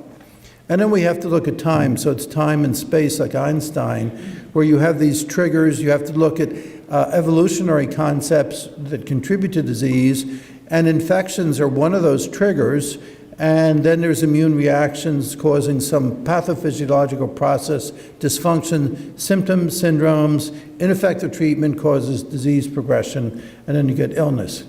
If you think of it, there are really thousands of journal articles showing an association between infection and mental illness, particularly the 3 V's, viral, venereal, and vector-borne diseases. These are more associated with mental illness. They can coexist in hosts for a more extended period of time. There's over 400 journal articles now making a link between psychiatric illness and tick-borne disease. And frontline clinicians have made this observation, although some people would say, well, that's insignificant. We don't go by clinical observation, we go by journal articles, all right? Now, here's a way to think of it, that a lot like the gear shift model, a lot of adverse, mental illness, for instance, there's too much or too little something. You could have too much aggression or too much apathy. Ideal, you should be in the middle. You could have too much fear or too little fear. Too much fear, they go to psychiatrists. Too little fear, they end up in the morgue and in the emergency room. And phobias, for example, is too much fear. So somehow that regulatory circuit gets askew. Or interpersonal fears such as paranoia, social anxiety, body integrity fears, trauma can do it too, post-traumatic stress. Panic is really an alarm circuit, and we should have that when there's imminent danger, but panic disorder is when we have that get fired when there's not imminent danger because something altered that circuit, so we get a misfire of that circuit. Doubt, that goes with obsessive-compulsive disorder. Futility can go with depression. Depression is a good response to futility. It makes us retreat, regroup, redirect our energies. So let's look at the brain-body interaction. Now here's one good way to think of a way to separate it. There's psychosomatic, somatopsychic, or multi-system illness. Now, psychosomatic means I have emotional distress and now I get a physical symptom, or I have some physical impairment within me that then causes some psychiatric illness. That's somatopsychic. Or we could get a multisystemic illness where it affects the whole body, causing both psychiatric and physical symptoms, somatic symptoms at the same time. Now, an example of somatopsychic, and this is out of Scandinavia, where you can see sinusitis leads to psychiatric illness. Or another article, also out of Scandinavia, showing that children hospitalized for infections end up with psychiatric illness. So there's that cause-effect relationship, infection causing mental illness. This was an interesting study that also supports that somatopsychic, where a person needed a bone marrow transplant, and they used the sibling who was schizophrenic. So they did the antibodies, the stem cell transplant, and the recipient then became psychotic. He became he was hallucinating, delusional, homicidal, suicidal after getting this stem cell transplant from his psychotic sibling. So there are articles looking at the psychoimmunology with a link, but let me look now at psychosomatic disorder.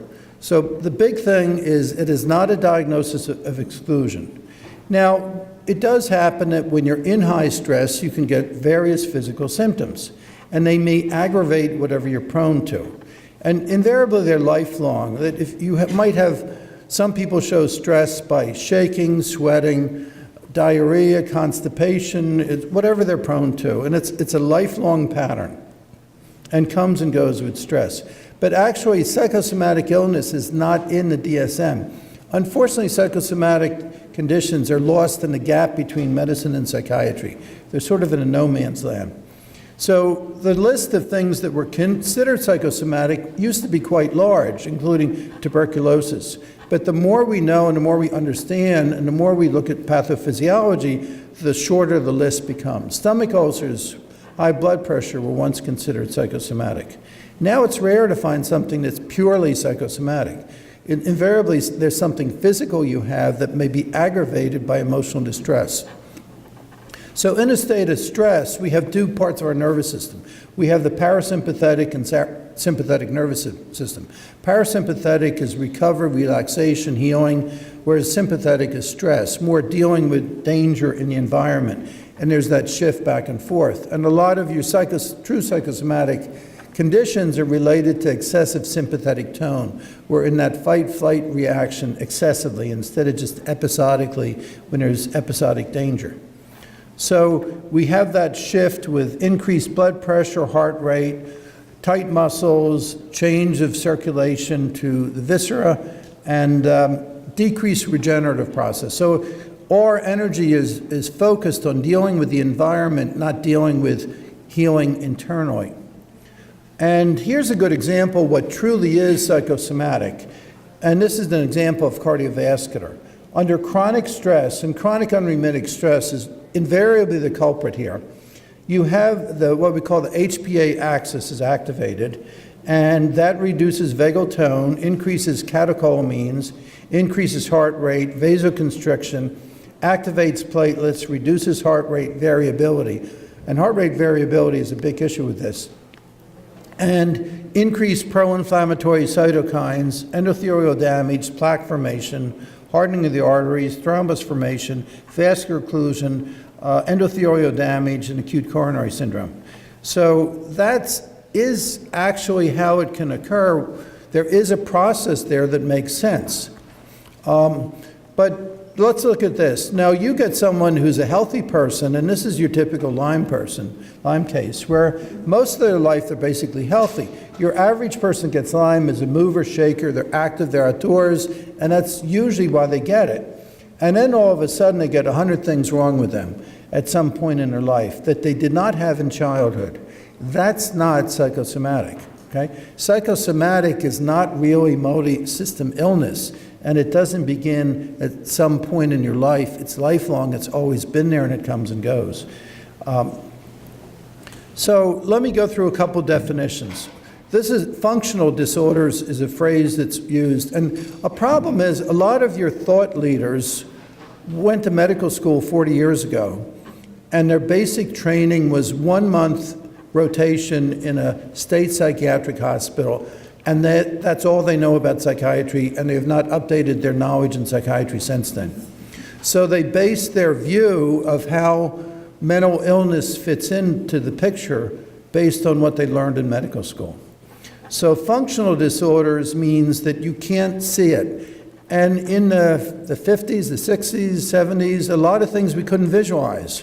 We did not have MRIs then. We did not have CAT scans. We did not have SPECT scans. We had skull x-rays, which didn't show much about the brain. So since now that we have brain imaging, neurochemistry, microarray technology, and other things, this whole idea of functional really is invalid. You can invariably show the pathophysiology with just about everything now. Everything has a pathophysiological, microscopic, physiological correlation to it. So another word that's thrown around is primary psychiatric illness. Now this is the concept that psychiatric illness just comes out of a vacuum, out of nowheres. If it comes from nowheres, it's psychiatric. So, but it's outdated, but still some people hang on to this concept. Compensation neurosis. If you ever get injured in an auto accident or you're applying for disability, you may see a doctor who specializes in doing disability assessments for insurance companies. And invariably, they all use these same terms or some variation. They come up with this word compensation neurosis, which doesn't exist in the DSM. It has no medical literature supporting it, but it's basically a bogus term to try to blame the patient, and the more a doctor uses terms like this, the more referrals they get from insurance companies. And they invariably write the same report again and again with every patient. Now another game is objective versus subjective symptoms. And this, if you think of it, so fatigue, pain, anxiety, cognitive impairments, that's thought of as subjective, but it's really not subjective. It's very objective if you know how to properly assess it. But many people don't know how to assess it, so they say, well, that's just subjective. So it's subjective and it's non-specific, so we can ignore that, okay? Whereas objective is a two-tiered Lyme testing that's CDC positive. That's considered objective, even though the explanation of how you have the cutoff point is highly subjective, all right?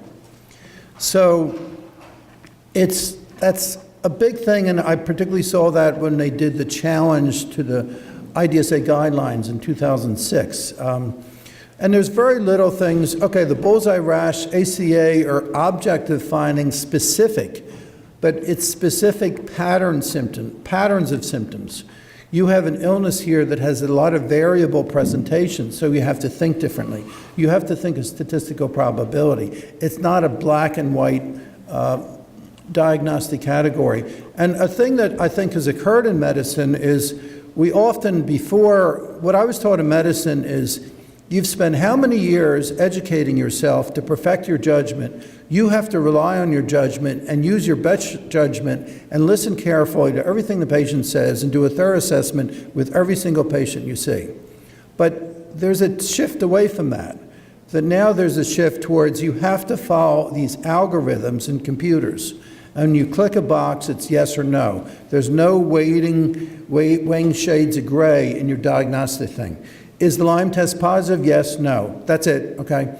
And too many people train that way, and it's rather scary. Now, some of that is difficulty from central power, healthcare, be it insurance companies or corporate decision-making where there's third-party control over how you're told to do things. And the formula of the physician-patient relationship is lost in the process. Pseudo-seizures. This was a debate when I was in med school. And basically, you see a seizure, and a seizure is a seizure.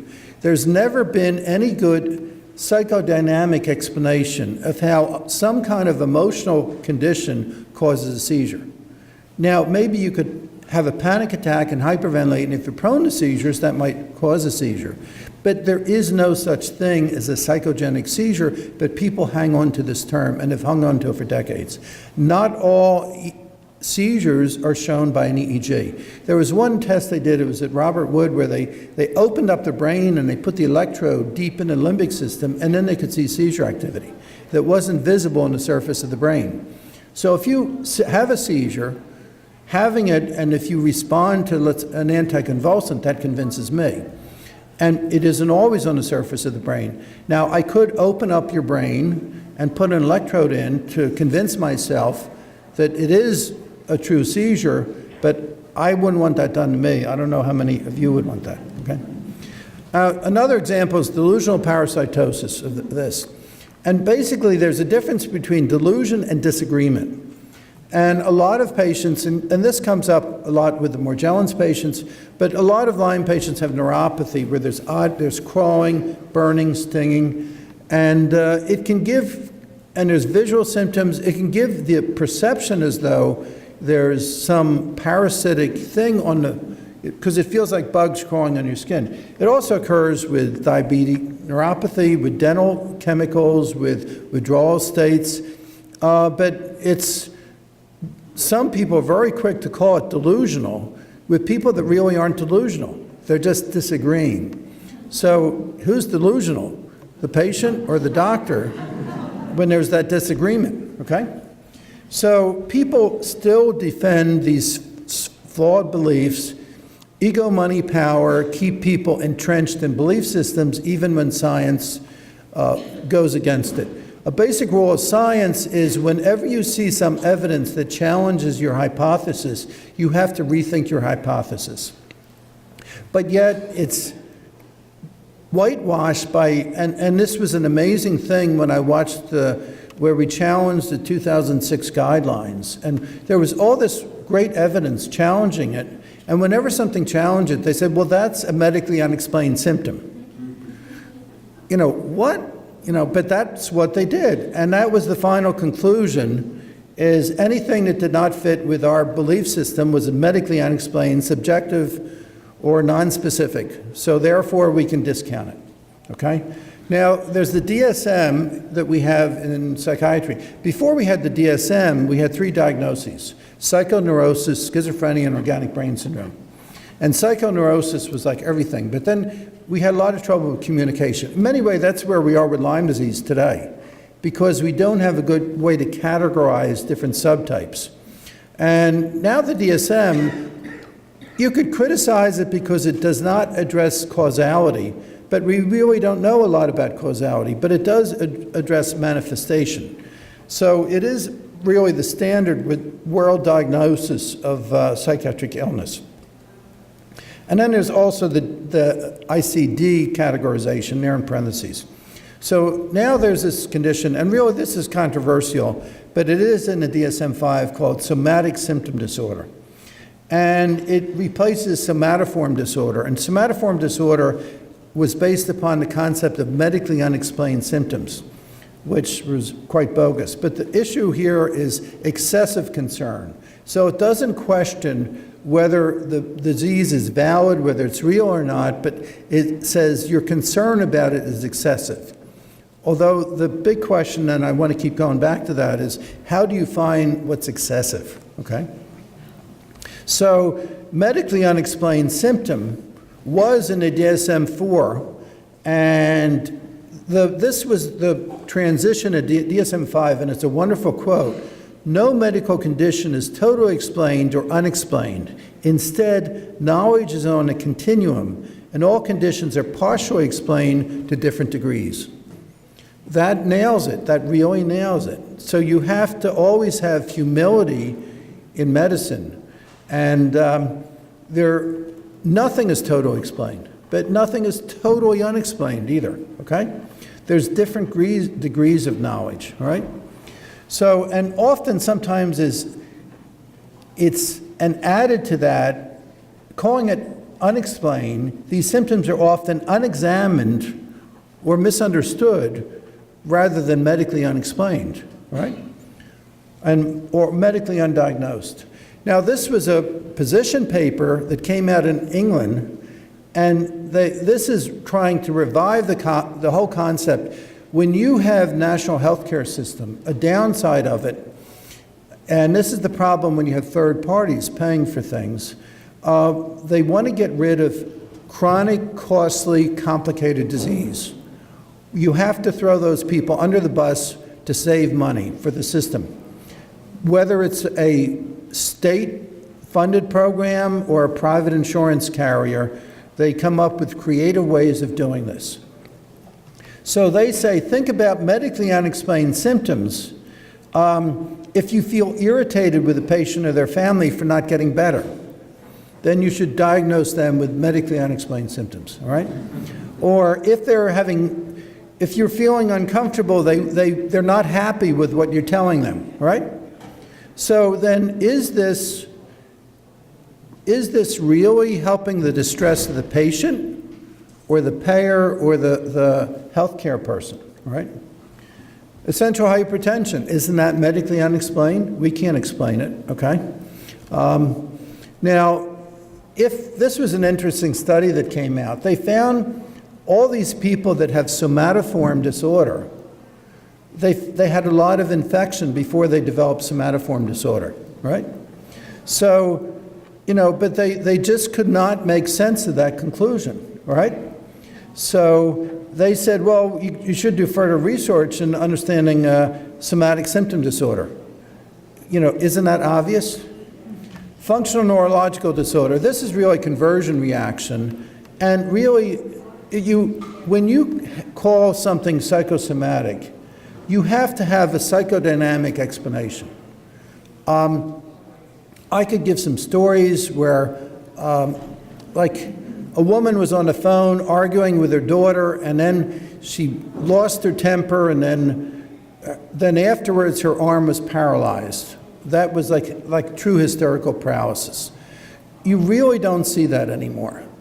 And that's more in very superstitious people, very unsophisticated populations.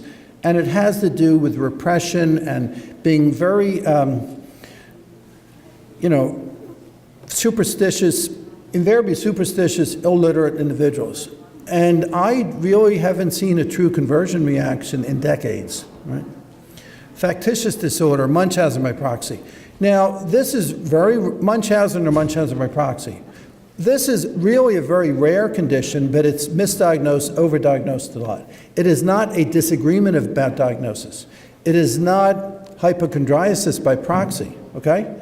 So it's with deception. One patient I had who had true factitious disorder, she showed up and she had a lump in her breast that had turpentine in it. That's contrived illness, okay? That's factitious. So, and I saw her in three different hospitals, and she had three different findings like that. she was amazed because these hospitals were miles apart, and I went to 3 different hospitals to make rounds, and I always showed up. And so now, how can you contrive Lyme disease? You can't. Are you going to fake a bullseye rash? How can you fake it? It's contrived. It's not a disagreement. So it's a misuse of the DSM, a misuse of the definition. And you do see a lot of, I don't see it as much as I used to, where a couple decades ago, I saw quite a number of cases of these Lyme cases where a person was considered Munchausen by proxy, and they would take the children away. It still happens quite a bit in Europe and Netherlands, but I don't see it here like we used to. It's in New Mexico. It's in New Mexico? Yeah. And then, but invariably, the people that get it are annoying to the doctor, and the doctor gets annoyed, and that's their way of kind of dealing with it. Exactly, Neil. Okay, now illness anxiety disorder, that's really hypochondriasis. We also have cyberchondria now, where people go on the internet and they may come up with some things. Now this is worrying about something you don't actually have, okay? So it's like I brushed my teeth this morning and my gums bled, and I think, well, that I read that could be hemophilia, that could be, I could have, cancer, and a person gets carried away and thinking of remote possibilities. And a lot of times when you look at the ads on TV where they have all the warnings, or if a package insert, it kind of fuels that. And then you watch the vodka ad and they don't have the warnings. All right. Body dysmorphic disorder, I'm going to kind of slide it. Grooming disorder, these are kind of distorted things of self-image, okay? Post-traumatic stress disorder, this can often cause a lot of physiological symptoms with hyperarousal, where someone's, gets flashbacks to an old trauma and they get that sympathetic hyperarousal with the symptoms that go with it. Panic attacks can do that too. This is ICD 11, it's coming out, and there are a number of codes in here for Lyme disease, which is good. Congenital was one that we had in there, and then somebody in Canada pulled it out. And we did break it down so there were more codes added to it, validating it, and some additional codes that can extend. So it does help validate it. So now there's what unfortunately is getting into ICD-11 is bodily distress disorder. And this came out of Denmark, and okay. So then they said, basically, the issue is unknown physical etiology causing distress on the part of patients and doctor and costing a lot of money, okay? And so then they concluded chronic fatigue, fibromyalgia, irritable bowel, chronic pain, hyperventilation, chest pain, somatoform disorder. They're all bodily distress disorder, okay? And what you basically then do is give palliative care to these people. You do not do tests, you do not do much in the way of treatment, you just do palliative care, and you save money for the healthcare system. So it's excessive attention directed towards this, in spite of a reassurance that the tests were negative, okay? Pain and fatigue are included there. Fatigue is not psychosomatic, right? It can't be psychogenic. It makes no sense. There's a lot of physiology that can be understood with fatigue.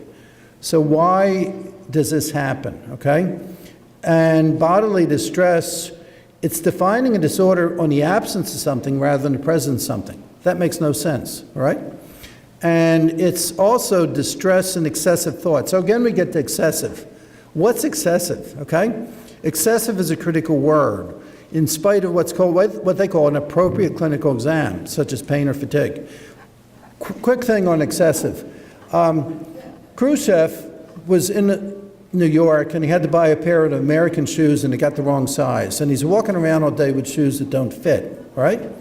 And then he's so annoyed with these shoes, he takes them off and he bangs them on a table at the UN, and out of frustration. And it became the symbol of the Cold War. This is a story his son tells, who's actually a professor in New Jersey. So was that excessive? You walk around with shoes that don't fit or a stone, and you get 100 symptoms of Lyme disease and tell me it is an excessive concern, right? So it's that thing of excessive, okay? And maybe excessive, well, there isn't a Lyme test that's positive. You know, if it's, we call it excessive. So whose distress are they trying to relieve, okay? The payer, you know, the doctor, the patient. Alan Francis, who wrote DSM-4, said, bodily distress disorder is a bad mistake. It will mislabel patients, millions with mentally ill who have normal health worries, saying it's all in your head. It encourages inadequate medical testing, weak research, wide patient opposition, and repeats an error made in DSM-4. So when we make a diagnosis, some might see the brain, some might see God, but, you know, what do you see, okay? And we have to do the thorough assessment, like OSER, that's our roots. Traditional medicine goes with what we have to do a thorough assessment. Listen carefully to your patient. You can observe a lot by watching. Do a thorough assessment, think outside the box. And there was a study that patients get 11 seconds to tell their story before they're interrupted. And most of the time anymore, when a patient goes to the doctor's got their back to them, entering data on a computer and doing a checklist. And it's kind of scary. Is it really an inadequate assessment? How can you properly reassure someone if you do an inadequate assessment, all right? So a failure of adequate assessment and proper reassurance is not bodily distress, okay? So we have to, you know, look at, there's special interest, there are people, invested interest, who want black and white, narrow definitions of things. It serves the purpose of a large amount of interest that collectively pile up and compete with patients' interest, who want the broader, more accurate definition of various diseases, even if they're complicated diseases, okay? So how much weight do you give some flawed test versus a proper assessment? So these are the common errors. Let me just go. This shows how far askew the public is. Somebody did a test, and they asked 100 people walking down the street or so, what causes mental illness? And this is what people came up with, all right? It's rather scary, you know, the sophistication of the average person. And I think if you did that with the average, let's say, thought leader, doctor, you know, in internal medicine, what would their answers be, all right? So then they get the usual advice of just snap out of it, and that usually doesn't help very much, and it's usually not very effective and makes it worse. So we have to not marginalize the patients and doctors who treat them. Here's the logic of how truth is distorted. The box at the top is black, the one below is white, and if you look, each one is about equal to the next one. So that's a way to distort the truth, and you see this in legal proceedings. So when you do that, you can do a series of things. Well, surveillance criteria is about diagnostic criteria, and the guidelines are about accurate, and then you go on and on and on, and then you basically do a 180-degree turn from the truth, and that's what occurs. So when you have these errors, a lot of people are misdiagnosed. This was a girl blessed by the Pope, and to prove that she had hysterical conversion reaction, they dropped her on the concrete floor.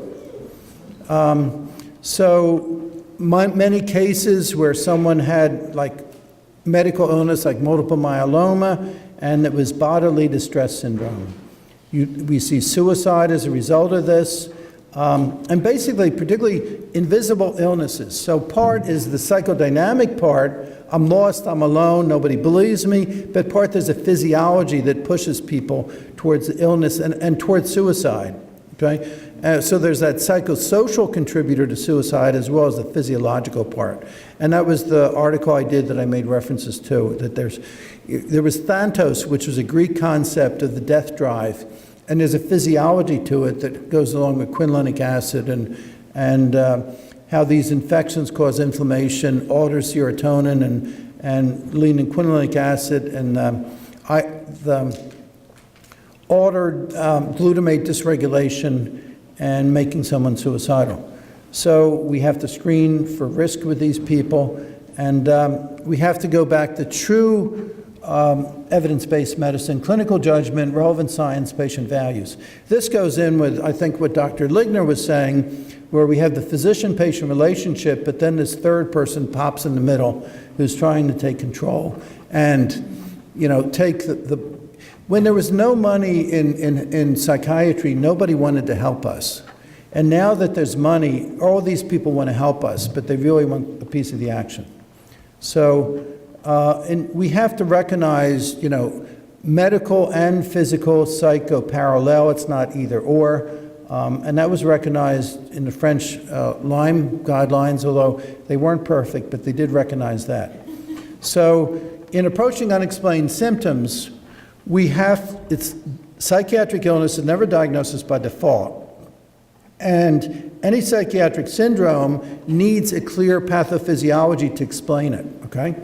And the ethical approach, if you don't know, is have humility, keep trying to explain it, and we need to be alert to new and emerging conditions. And you can't give a psychiatric diagnosis from an inadequate exam, okay? And just because someone has psychiatric illness doesn't mean they have a physiological illness, somatic illness contributing to it, or parallel with it. So to understand the mind-body connection, we need knowledge of psychiatry, medicine, and the links between them, and we must have compassion, humility, be thorough, use good judgment, listen carefully. Things like bodily distress syndrome, medically unexplained symptoms, somatoform disorder, all these phrases like I was going, they're red flags that someone has closed their mind and they're not really looking at something objectively, all right? A couple recent journal articles I'm doing. I'm working on a journal article on this subject now. That's the next one I'm working on. But it's a hard one to do to pull this all together, but it's what I'm working on, okay? Thanks.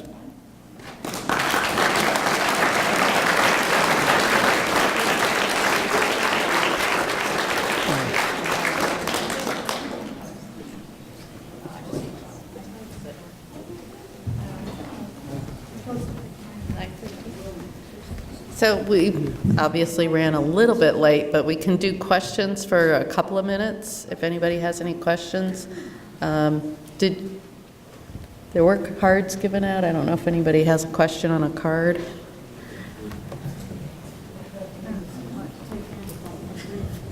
Anything? Yes. Okay. All right.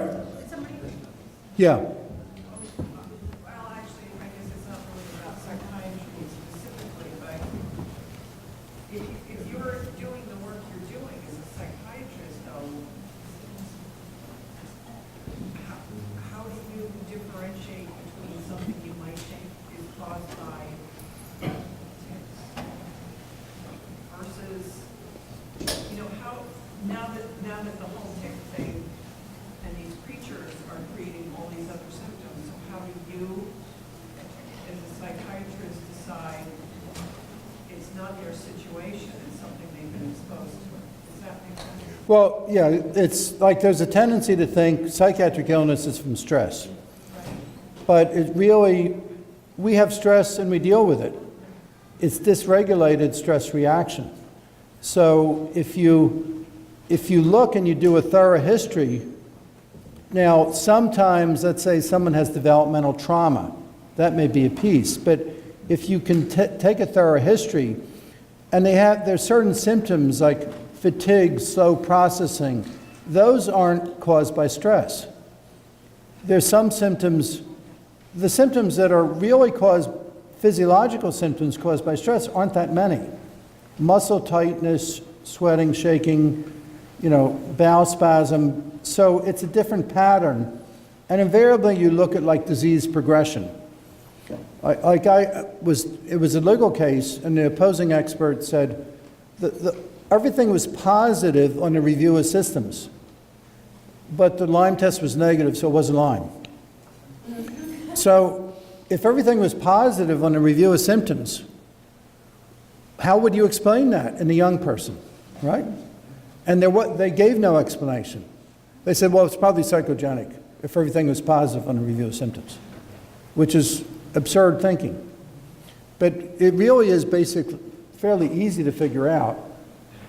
And all psychiatrists have a medical background for that reason. Right? You question? Well, just, in every dream that I would come here tonight and think about my daughter who's now 23 psychiatric issues since she was 12 or 13, and they've all been, as you know, pigeonholed here and there and there and there. Jeez, I mean, this just puts a whole different light on it, and everything the other two speakers, it was so enlightening and helpful. Thank you so much for coming tonight. I'm going to have my daughter tested. Well, I think yeah, but the testing only does so much. I think the greater the comorbidity, the greater the likelihood of Lyme. Well, they've never done it. Because Lyme affects the whole body and it has all these different symptoms. Right? Yeah. So what are we doing to educate? I mean, you're doing an amazing amount of work. So I'm brand new to this. My daughters and I both were diagnosed with Lyme Bartonella. Pan scanned this kid, the other one suspected. So since January has been kind of a whirlwind. But as a parent who's trying to take care of her sick children, when you go to the pediatricians and you say my child has leg pain and is waking up in the middle of the night screaming here's what I have to do, and like, oh, it's just growing pain. She grew 4 inches last year. Now, I'm trusting this pediatrician because I believe they have this knowledge. Random phone call a year and a half later with a friend who said, oh yeah, I went to a naturopath an hour away and that's how I got tested. So I got my kid tested and then I thought, I might as well get my other kid tested and me tested and we all three have it. So then you have like, what are we doing? Like there's so many, we're in Connecticut. Like it should almost be part of your annual exam. Like why aren't we doing just more preventative testing? Well, you have to connect the dots. By the way, one thing about Connecticut, and I didn't show this slide, but it's a slide of serial killers. And the state with the largest number of psychopaths is Connecticut. And if you look at the states that have the largest number of psychopaths, it's the state with the largest amount of Lyme disease. And the states with the lower number of psychopaths are the states with the lower number. All right. But people don't connect the dots. They don't connect the things. And that's what they often do, and it depends on who your pediatrician happened to read. Did they read Dr. Ligner, or did they read someone who didn't know what they were talking about? Parents like me that there's nothing wrong, and so you have to, like parents, everybody, we just have to be such strong advocates for ourselves, and basically say, I don't care what you say, doctor. You say you're the expert, but I don't believe you because I'm not feeling it. But so many parents don't have the strength or the money to go get the answer somewhere else. So how do we get our normal pediatricians and the people that we have to see annually everywhere? How do we get it into the normal rhythm of, because it's such a big problem that they're missing.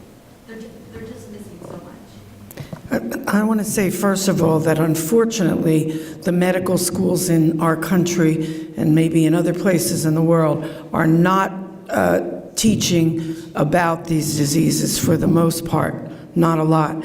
And a lot of the information that is being given is information that is incorrect. And that's part of the problem. The Infectious Disease Society of America is the one who they control the guidelines for the disease.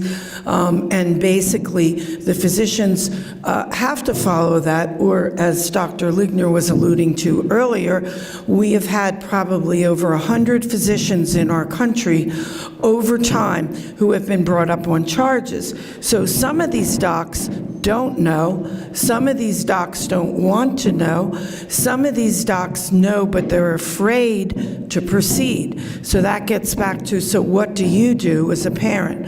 So what most of the parents end up doing is they go on the internet and is there some bad information? Yes. But there's some really good groups out there, including my own, including Lyme Connections and LymeDisease.org and several other groups who have really solid information. And so what you need to do, you need to go on the website and you need to pull off and print some of that information. It is sad, but you said it yourself and it is the truth. Every parent that I know where a child that was severely ill with Lyme or a tick-borne disease, and that child actually survived and became a productive member of society. Every one of them had a parent or some other family member who was advocating for them. This is very sad, but it's how it is. So you have to unfortunately do that. There's information out there that can contradict what that doctor is telling you. And you need to take that, you need to present that, and you need to say, look, this is what's happening with my child, and I need you to do something about it. And so if they're reluctant or they don't even want to hear about it, I would ask them to... Sorry, you're too close. Oh, okay. I would ask them to enter that in, you want that entered into the medical record. And I don't know, maybe Dr. Ligner has some other ideas. Yeah, I mean, there really needs to be change, and how do you accomplish that? You know, don't feel so bad like it's about Lyme disease, because if you know anything about medical history, physicians are incredibly conservative. And I don't know how many of you know the story of Ignaz Semmelweis. Do you know about Semmelweis? Semmelweis was I think he was a Hungarian obstetrician, and he worked in a big general hospital there. And there was a great advance in medicine. All of a sudden, Galen went out the door, and physicians started actually studying anatomy, and it was a great boon that for the first time physicians could actually study anatomic cases, and they would go to the autopsy room and actually learn how the body worked. But this was before the germ theory was developed. And they would go from the autopsy room directly to the delivery room, and women were dying by the thousands by what was called puerperal sepsis, or child bed fever. Now, Semmelweis was a very good observer, and he was concerned about this problem, and he noticed, the midwives who delivered babies had a very negligible case rate of childbed fever, but the physicians had this horrible epidemic of childbed fever, and he suggested, and he knew, midwives didn't do autopsies. And he suggested that the physicians wash their hands in chloride of lime, that's Lime, as a disinfectant. And he did studies and showed, the rates of childbed fever was equivalent to the midwives. And he published papers on this. And how do you think the medical profession responded to that? They ran him out of town on a rail, tarred and feathered, seriously. And it took about 60 years before those observations of Semmelweis, after Lister, after Pasteur, when the medical profession finally had a framework to understand it, it took like 50, 60 years and tens of thousands of women dying. So, it's somewhat analogous. You would think that rank and file physicians would be coming to these tick-borne diseases conferences. Generally, they don't.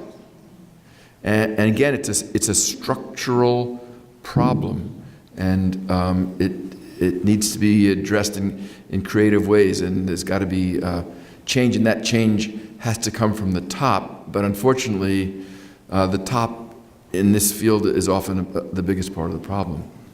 And as one of my famous patients, Vicki Logan, said in an interview in a newspaper article, if you think you may have Lyme disease, or if you think your family member may have Lyme disease, you have to pursue the diagnosis. You can't wait for somebody else, and unfortunately, in our current system, the physicians, they don't have the time, because evaluating patients properly is time consuming. We set aside 2 to 4 hours for a new patient. If you're lucky in a vertically integrated healthcare system, a really intense evaluation might be half an hour, maybe an hour if you're lucky, and then there's so much problem solving and deep thinking and iteration between the patient and the physician that's really necessary, shared problem solving. You don't have time for that. You got to fill in the boxes. You got, next patient scheduled 15 minutes. If you're running late, you get dirty looks. So it's a structural problem. And I almost was going to go to a conference down in Norwalk, but I just there's only so many things I can do, but it's beginning to affect, the whole system is beginning to affect physicians, and physicians are beginning to rebel. Because they're saying, yeah. I mean, it's not just Lyme physicians, I'm talking about physicians, rank and file. They're getting fed up. They don't like it, the patients don't like it, and they're trying to say, the doctors, you need some psychological counseling. No, it's not the physician's problem. It's a structural problem. The talk that I was going to go to, but I just had too many things going on. It was at the Fairfield County Medical Society, and it was a physician who, the title of the talk was something like, it's not burnout, it's moral injury. Physicians' autonomy has been given up, and they are not that different than a factory worker on an assembly line. And their independent judgment, which is their most precious possession, is being stripped away from them, and they're beginning to rebel. But it's a tough problem, because they've been herded into this by both government and insurers, and it's not easy to extricate yourself from. So anyway, sorry, probably talked too long. Yes, sir. Change the subject a bit here, more specific. I didn't hear anything, I'm interested in heavy metal toxicity, particularly mercury, and how that all intertwines with Lyme and all the other associated diseases, and how it makes you feel even that much more worse. Well, do you have any comments on the Lyme-literate doctors wanting people to get their amalgams removed? I'm just wondering if you ever dealt with that, or has anybody here ever had their amalgams removed? Was there any positive? Did you feel any better after that? Well, first of all, there is a problem with different kinds of toxicities in the society, with acid rain, and there's a lot of mercury contamination in our lakes and rivers and the fish that we eat. Some clinicians have focused on that more than others, and I just happened to be at a talk that Rich Horowitz gave over in Hyde Park the other night, I guess yesterday it was, in which he points out that mercury toxicity can produce very similar overlapping multi-system symptoms to Lyme. So, at least in his practice, he very systematically evaluates patients for different heavy metal toxicities, and if he thinks it's appropriate, he will chelate. Excuse me, in your practice, have you had people have their amalgams removed and reported, I do feel better? No, that hasn't been a focus of my practice. Dr. Horowitz' book handles this. Yeah, he has I a... read his book. It talks about it, but it's not the most specific he touches base on. It's pinned in the tooth, so you don't have to worry about it. Well, that's a controversy. Yeah, well, he would probably be a better person to address these questions to than I. But it can be a legitimate issue. Thank you. Yes, ma'am. Oh.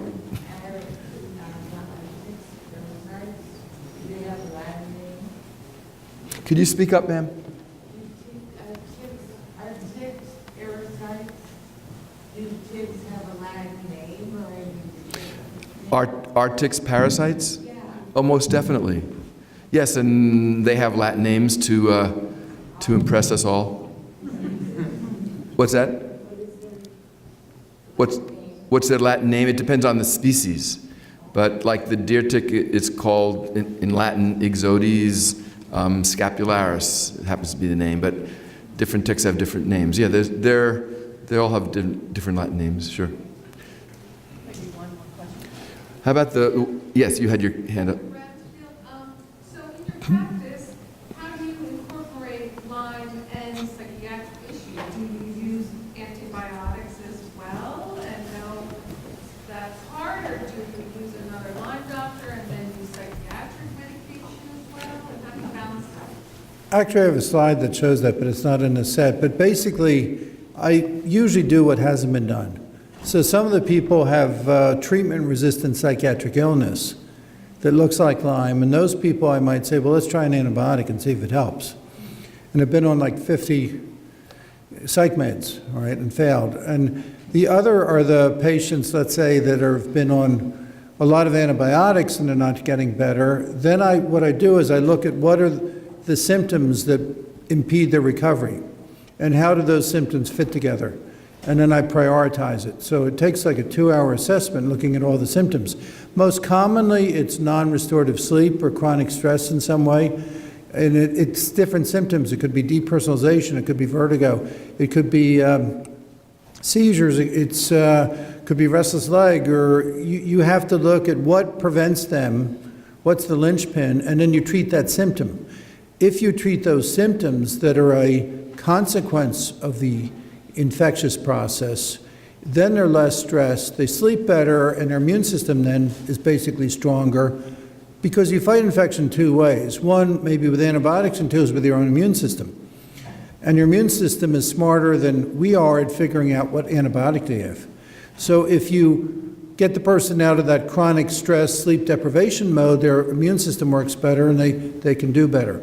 So it's often like, look, do what hasn't been done, and how do the pieces fit together. There's a story of the guy, my computer didn't work.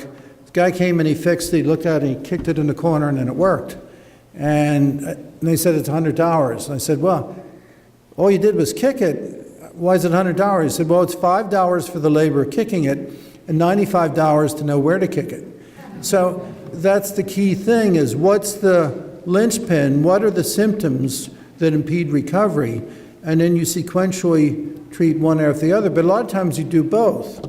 You treat the infection, you treat the symptoms, and collectively that has a better result than only one thing or the other. You don't want to just be nearsighted in the way you treat it. That's what's very hard for the public is how to navigate. Because you could go to one doctor who's skilled with the antibiotics, and then if you have die-offs and you're very sick of antibiotics, then you have to find an herbalist or a naturalist. And then there's all these other things like pathways and detoxing and PANS and brain encephalitis. I mean, this is really very complicated. Well, there is a problem that if I'm a psychoanalyst, everything needs psychoanalysis. If I'm an herbalist, everything needs herbs. So people are biased by what they're trained at and what they know. And sometimes you may have to go from one person to the next. It's nice if it's someone who can pull it all together and look at what is really going to work for that given person, all right? And that's what you really have to do, and not just go by your own personal bias of, by what your favorite treatment is. And the other thing is collaboration, hopefully amongst a number of people of different specialties who are communicating with one another, not working at cross purposes, because I know for me, I can't do it all. I need good consultants, such as Dr. Bransfield and others. There's some naturopaths that I work with who have skills that I don't have. Sometimes I will work with a rheumatologist who's open-minded. I'll even sometimes send to an infectious diseases physician if it's an area of infectious disease that I'm not, conversant with. So willingness to collaborate, and then I think the physician at the center of that, over years and decades, like for myself, I've been fortunate being in the New York metropolitan area to be able to identify, an ample number of excellent top-notch physicians who are cooperative and interested in the patients and in the disease. So it's also very useful. So for me, I can't do it all often. Sometimes I can, but a lot of times I need help. Consult and then send that, then say you should go see that person as well for that part of your complex. Well, or ongoing collaboration and communication. I have one patient who is a very complicated picture with tick-borne illness as well as autoimmune condition, and she's involved with at least 5 or even 10 physicians, and even though it would be good if the physician took on the charge of that, she's actually great in listing everything she has. She makes sure that each physician knows what is going on with her, and every time she sees a physician, she provides a list of who's doing what, So the patient also has a certain responsibility to help assure that things don't slip through the cracks, So. I would just like to say that the bottom line problem is that we need centers that are going to have all these different specialties in them, as they have for other diseases. 1 or 2 entities have tried to set those up, and maybe there's still one or two that are in existence. But the bottom line problem is, since the government does not recognize chronic Lyme disease, this is not going to happen until we get the government to step forth and take responsibility and say, yes, chronic Lyme disease is real. It's a disease. It's not a syndrome. It has persister cells. It has biofilms. It has other mechanisms to evade antibiotics and the immune system, and they still have not recognized that. That's why I said early on that everyone needs to be an advocate at every level. You need to pester your representatives here in the state, your federal representatives, even your local representatives, and you need to say, this is chronic Lyme, look at it, it's all over, it has a scientific basis, and we need to have these kind of centers set up. And we're hoping that if this bill passes Congress, that a strategic plan would be set up whereby tick-borne diseases will be under one entity in the government, and then that will be able to put out all these different kinds of research, platforms and other kinds of ways of helping people. I want to make also another comment that if you are in academia, even if you yourself understand and would like to say certain things, you cannot utter the words chronic Lyme disease. Your funding will be cut. You will be shunned by your colleagues. You cannot say chronic Lyme disease, which is nuts. You can say post-treatment Lyme disease syndrome, which is sort of, originally as it was developed, it was sort of agnostic as to the cause of why people remain sick after they're treated, and said, well, maybe it's infection or maybe it's a post-infectious process, but it has been spun, unfortunately, by some to imply, well, of course the infection is gone because no infection could survive antibiotics. But you cannot say chronic Lyme disease. Don't you agree? You can't use that term, which is insane. Dana Parrish, who you may know, she blogs a lot. She's with the Huffington Post. She's great. We were at a conference at Mount Sinai School of Medicine, and she directed a comment to John Alcott, who I like very much as a good researcher. He's with the Tick-Borne Diseases Working Group, and he is kind of forced to use PTLDS, And she said to John, she was up on the stage, why not call it what it is? Chronic Lyme disease. And, you could see that Dr. Alcott was somewhat sympathetic, but he couldn't really say anything. It's just kind of, and this is being set by the government.